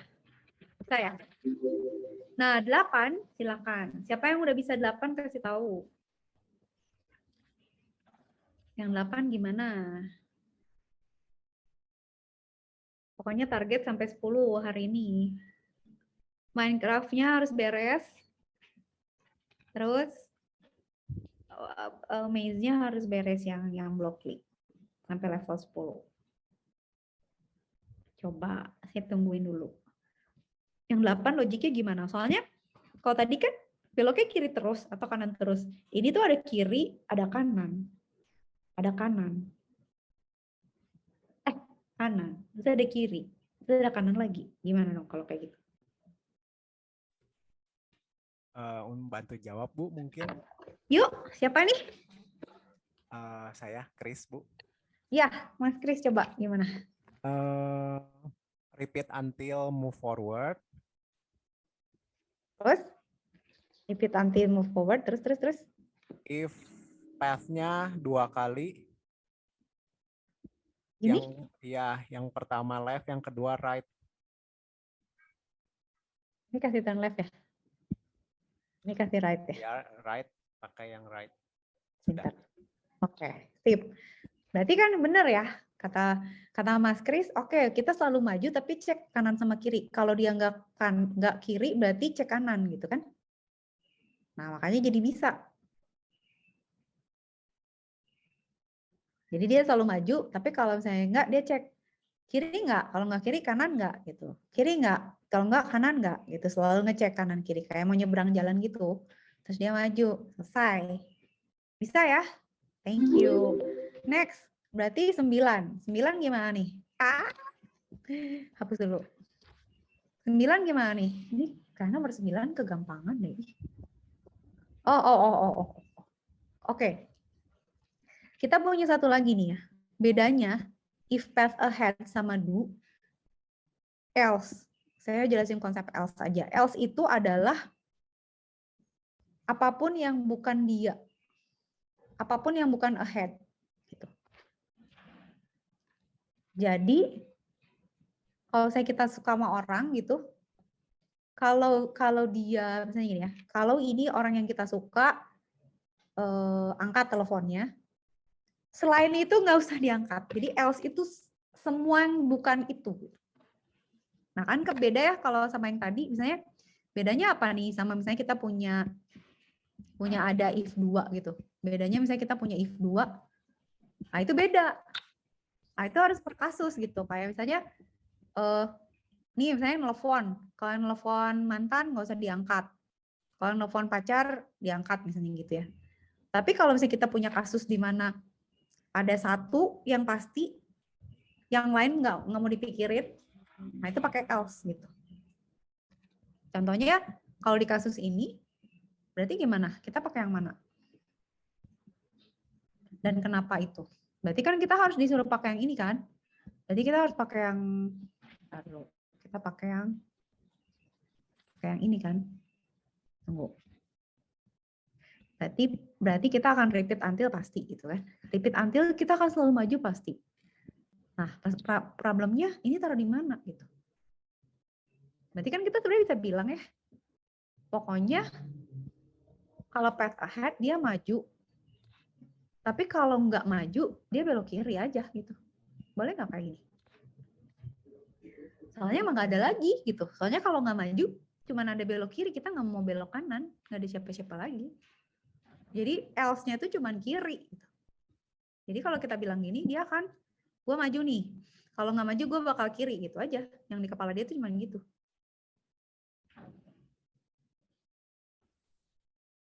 Oke, jelas?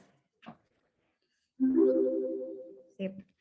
Sekarang silakan nomor 10, siapa yang mau ngerjain? Saya juga lupa, suka bikin terus suka lupa, nanti coba lagi. Perhatikan bahwa di sini rutenya mumet, karena bisa kanan, bisa kiri. Terus bisa nyangkut juga.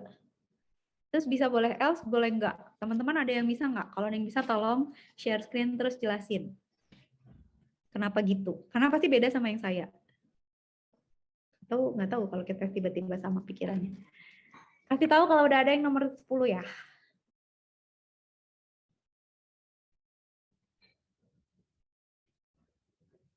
Siapa? Udah.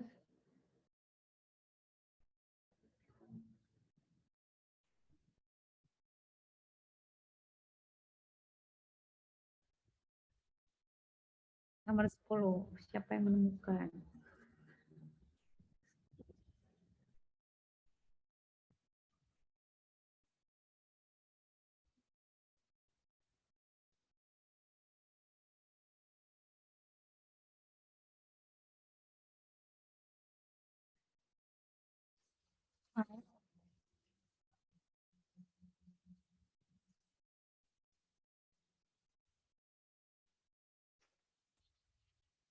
Kalau ada yang nomor 10 udah kasih tahu.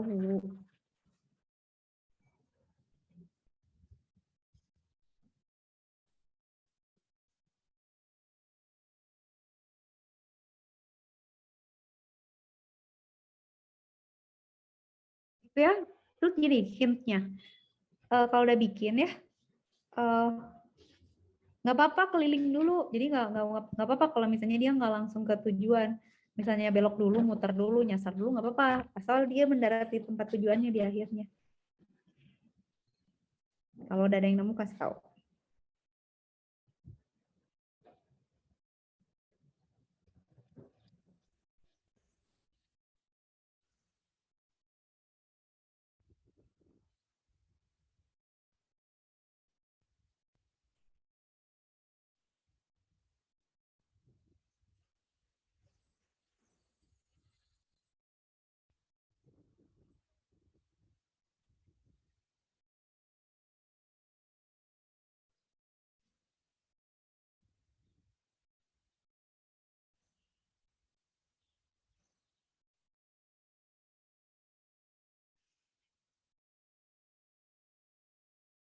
Mana udah pusing belum?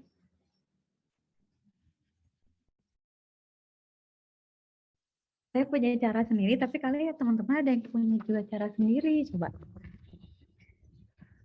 Ini emang ngeselin sih yang level 10 ini emang tricky sih, tapi bisa dicoba deh.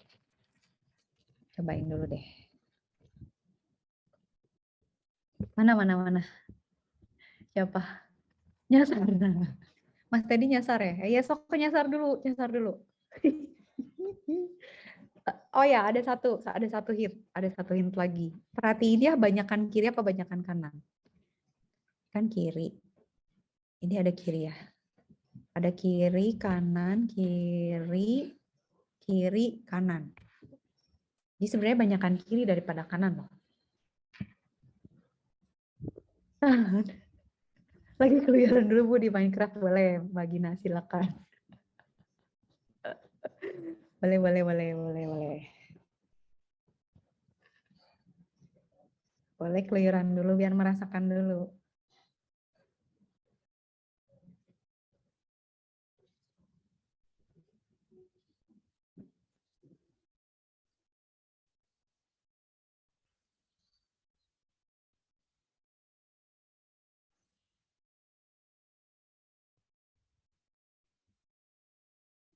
Nomor 9. Oke, Mas Andika boleh. Bingung. Cobain dulu. Kalau ntar harus dipandu, kasih tahu ya. Cobain dulu. Tapi kalau 9 itu sebenarnya prinsipnya kan dia pasti belok kiri sih. Iya.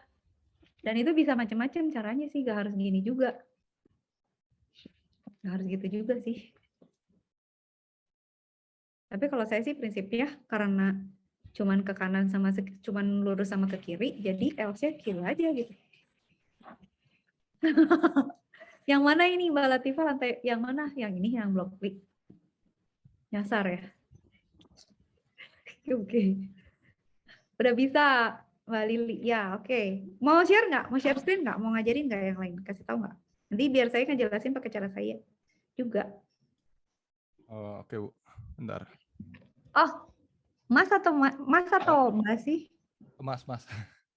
Mas Lili, sip. Iya. Saya nggak share ya. Tolong presentasiin. Saya stop share.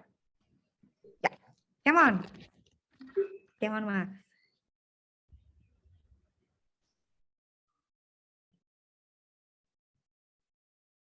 Bisa lihat layarnya?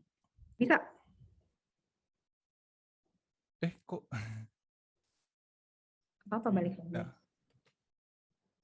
Jadi kan ini repeat until, terus move forward dulu. Oke. Kasih Ini siapa ya? repeat ahead ke depan kan. Terus pas di do ini dikasih if lagi. Kalau misalnya ke kanan, ya ke kanan.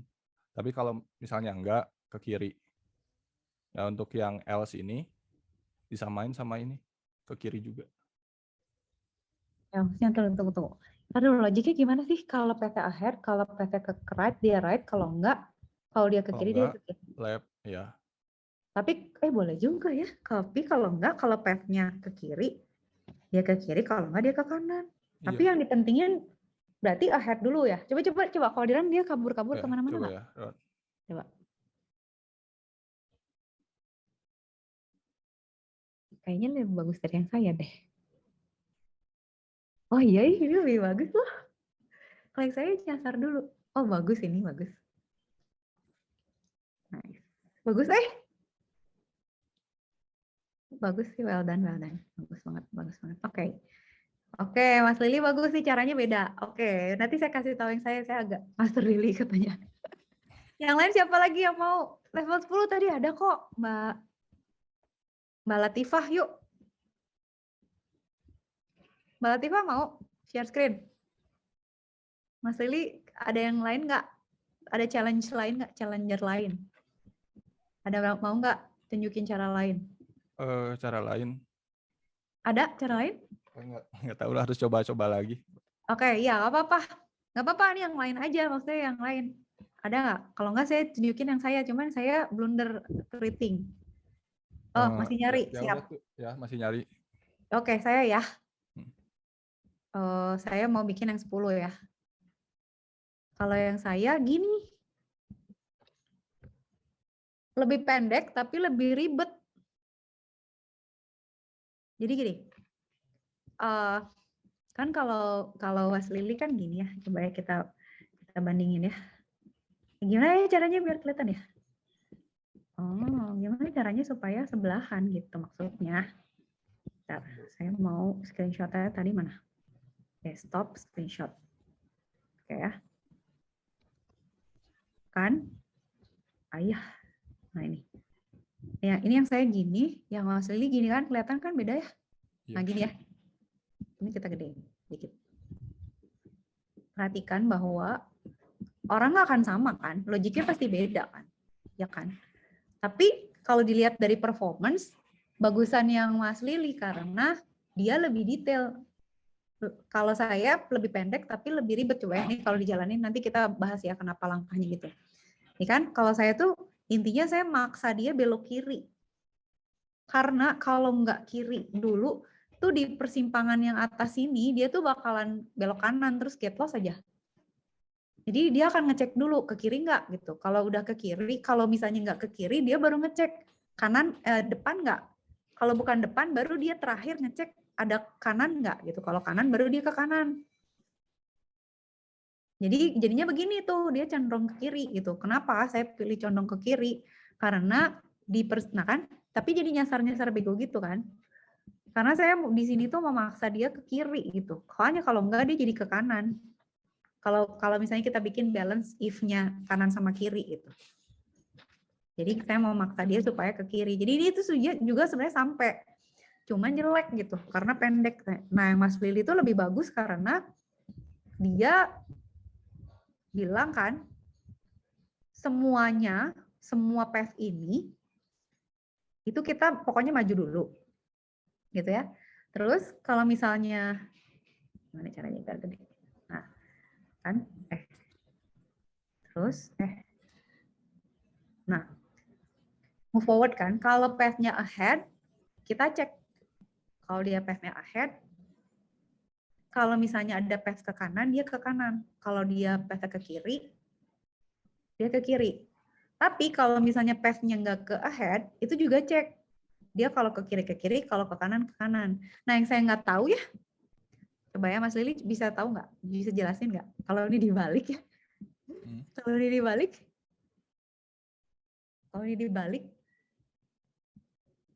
itu tetap ketemu nggak jalurnya? Tadi belum coba sih, Bu. Belum coba ya? Sebelumnya juga kan ini yang aku coba ya, ipad ahead, terus do doang. Jadi ipad sama do sama else-nya di dalam, tanpa else itu nabrak. Tuh. Coba aku share screen lagi deh. Boleh, yuk. Share screen lagi, yuk.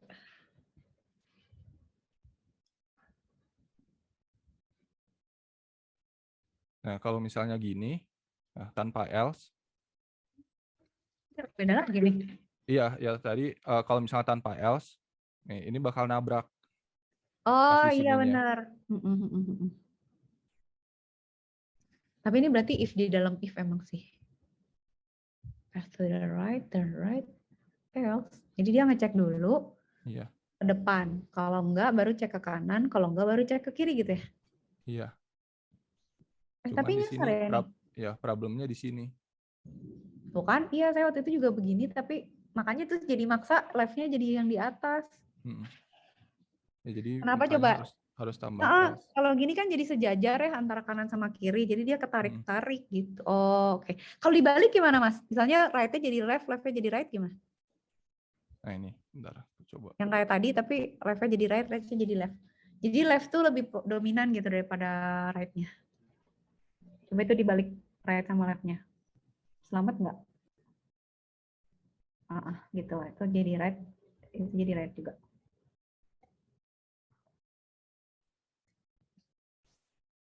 Itu gitu ya? Oh iya. Atau itu jangan pakai else. Udah nggak usah pakai else lagi Mas yang atas. Oh iya, aku. Itu dia nanti membingungkan dirinya.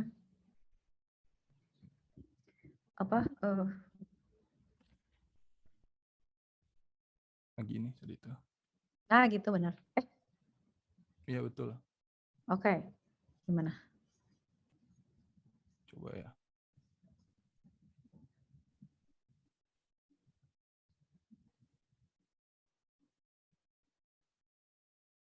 Tuh enggak. Soalnya yang duluan, ini dulu, lab dulu. Oh, jadi tapi diamin. Kali-kali dia nyasar dulu, coba diamin. Oh, tapi enggak sih, kayaknya mau mumet deh. Soalnya kan Iya, si right-nya berantem sama ahead kan? iya, tuh.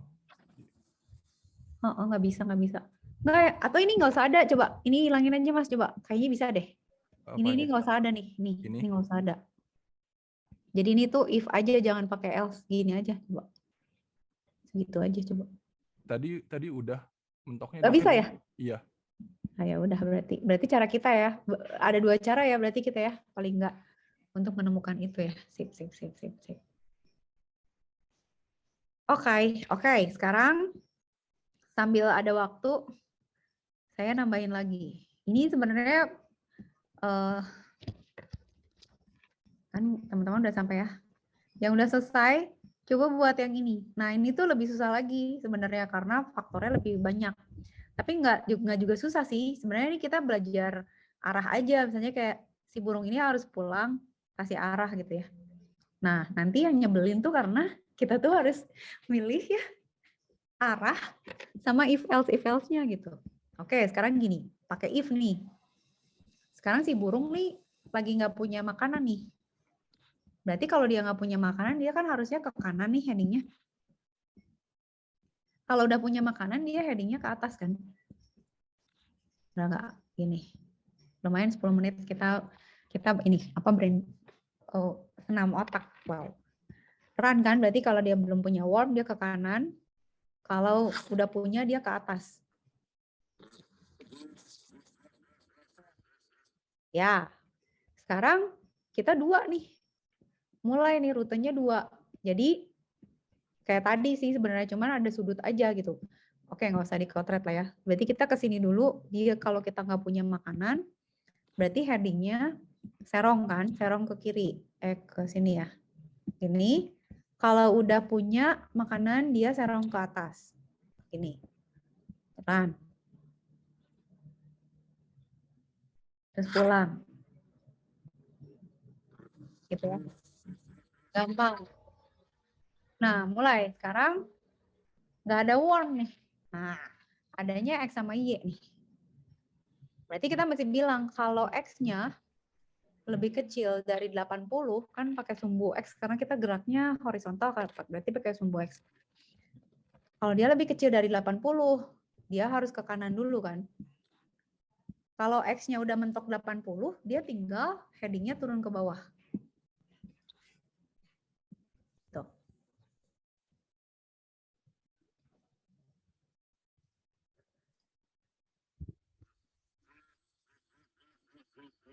Kayak.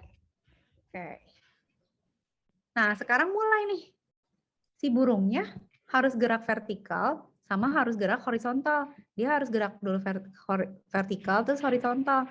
Nah, berarti kalau kita mau vertikal, berarti kan kita pakai sumbu Y ya. Kalau mau horizontal pakai sumbu X. Tapi ini if-nya bisa kita ganti nih. Nah, kayak gini. Jadi sebenarnya if itu bisa if sama else, bisa if else if gitu. Jadi kita bisa pakai else. Jadi else itu semua yang bukan di if. Kalau else if itu ada syarat lagi tambahan. Nah, berarti kita maunya pakai else if nih karena ada syaratnya lagi gitu. Kita tambahin. Jadi kita bilang nih, kan kalau vertikal berarti kita pakai sumbu Y ya. Kalau Y-nya lebih besar dari 20, karena kan kita mau gerak ke bawah nih sampai 20 nih, sampai setinggi sarangnya kan. Maka headingnya ke bawah.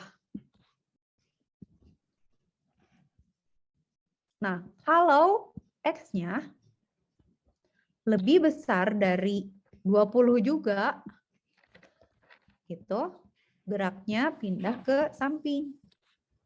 Gitu. Soalnya kalau nggak pakai else if, nanti dia bingung gitu. Selain Y lebih besar dari 20 kan terlalu banyak kemungkinan ya. Jadi kita harus define gitu secara detail, secara eksplisit.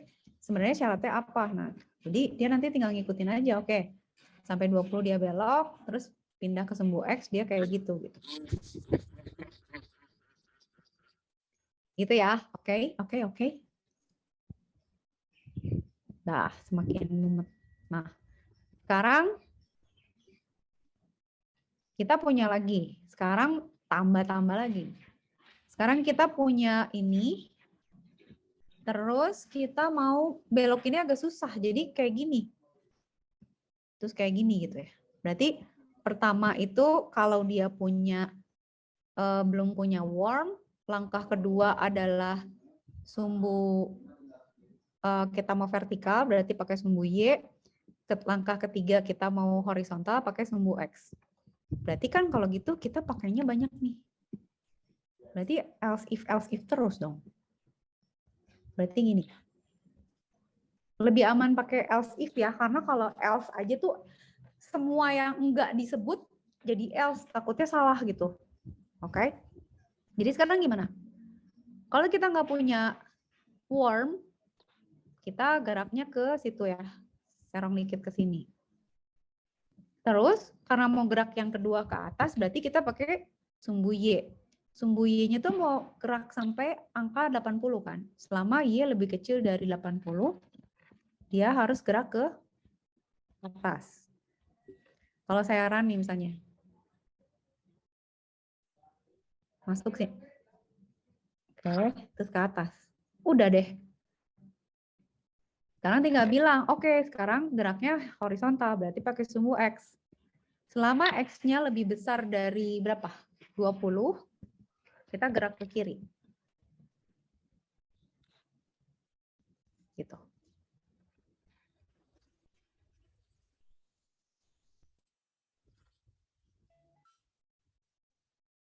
Nah, kayak gitu.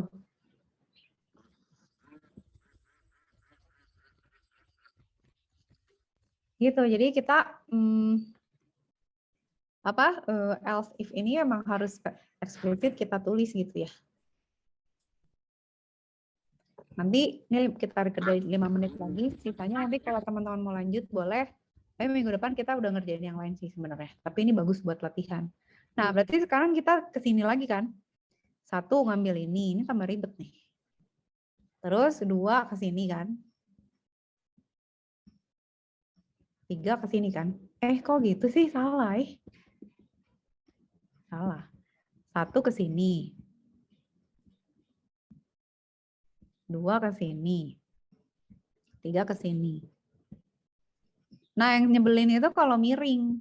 Kenapa? Karena kalau miring berarti ada sumbu X sama sumbu Y. Nah, itu tuh kalau mereka kita salah define jadi tarik-tarikan gitu. Jadi geraknya tuh gitu, manuvernya geraknya susah. Nah, kalau kita punya 3 syarat kayak gini, ya udah biasanya ada if sama else 2 gitu ya. Kita pasangin gini aja langsung. Berarti sekarang if apa dulu nih? Nah, karena dia serong gini, mau pakai X boleh, mau pakai Y boleh. Jadi kita bilang pakai X lah, gue pakai X lah gitu ya. Pakai X, kalau X-nya lebih besar dari ini berapa sih? Sumbunya misalnya 50 gitu ya. Selama X-nya lebih besar dari 50, geraknya serong kiri bawah. Gitu. Dah. Terus next-nya apa? Kalau nggak punya worm kan? Kalau nggak punya worm, berarti kita ke sini. Gitu. Coba. Lihatin. Kenapa gini? Karena dia bentrok gitu lah antara X lebih besar dari 50. Soalnya di sini tuh dia nggak punya worm sama, nabrak. Dia tuh syaratnya bentrok gitu karena di sini tuh syaratnya sama yang heading 225. Jadi dia bingung. Nah, kalau dia bingung, ini bisa kita ganti aja jadi Y aja. Jadi karena ini tadi bentrok, kita pakai Y aja. Berarti Y itu selama Y-nya lebih besar dari 50, kita pakai sumbu Y biar nggak bentrok sama X-nya. Kita reset ya, sekarang kita pakai Y.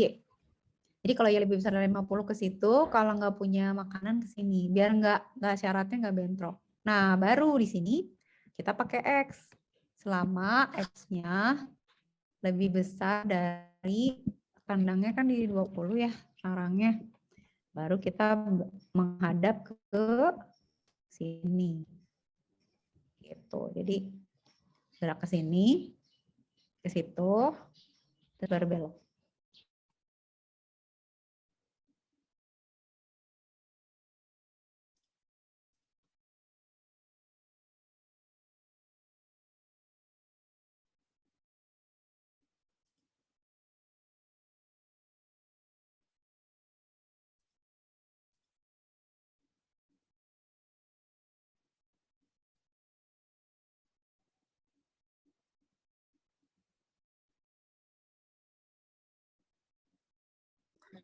Sorry, putus. Nggak tahu tiba-tiba mati aja internetnya, mau marah.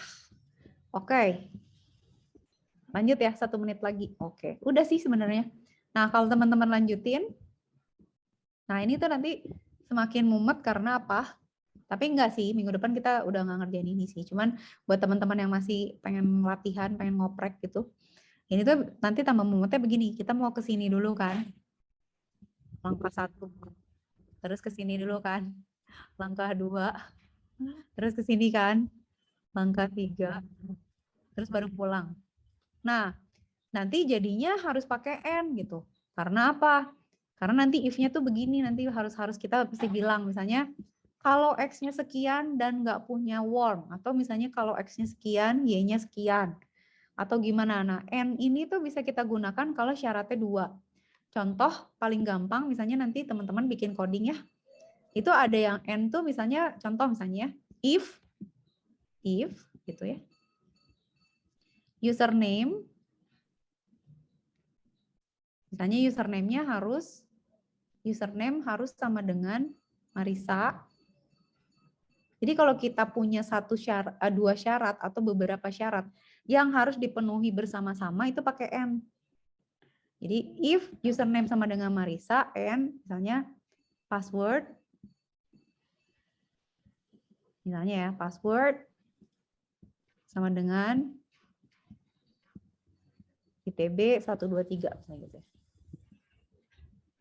Nah, itu pakai N. Jadi N itu kita pakai jika kita pakai syarat conditionals. Pakai syarat conditionals di mana ada 2 syarat yang itu dua-duanya harus ada.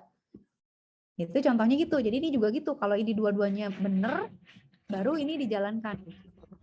Nanti sebenarnya ada yang or. Jadi kayak misalnya if, misalnya apa ya? Misalnya if umur sekian atau ada izin orang tua gitu misalnya, nah itu boleh gitu. Itu pakai or. Tapi kalau N itu berarti kita harus ada 2 syarat. Nah, nanti ini tuh sebenarnya menambahin ini, tapi ini nantilah ya, kita belum perlu sekarang. Gitu teman-teman. Jadi kuliah hari ini selesai. Kita akan ketemu lagi, nggak tahu nanti diaturin sama Pak Intan. Tapi nanti berarti pas masuk lagi kita gabung kelas yang satunya lagi gitu. Terus kita belajar next-nya lagi. Begitu. Jadi intinya sih sebenarnya kuliah ini tuh kita banyak eksplorasi programming. Saya akan cari cara untuk eksplorasinya approach-nya ke arah art lah gitu ya. Creativity lah intinya gitu. Semoga bisa jadi vitamin yang berguna. Jadi kita ketemu lagi minggu depan.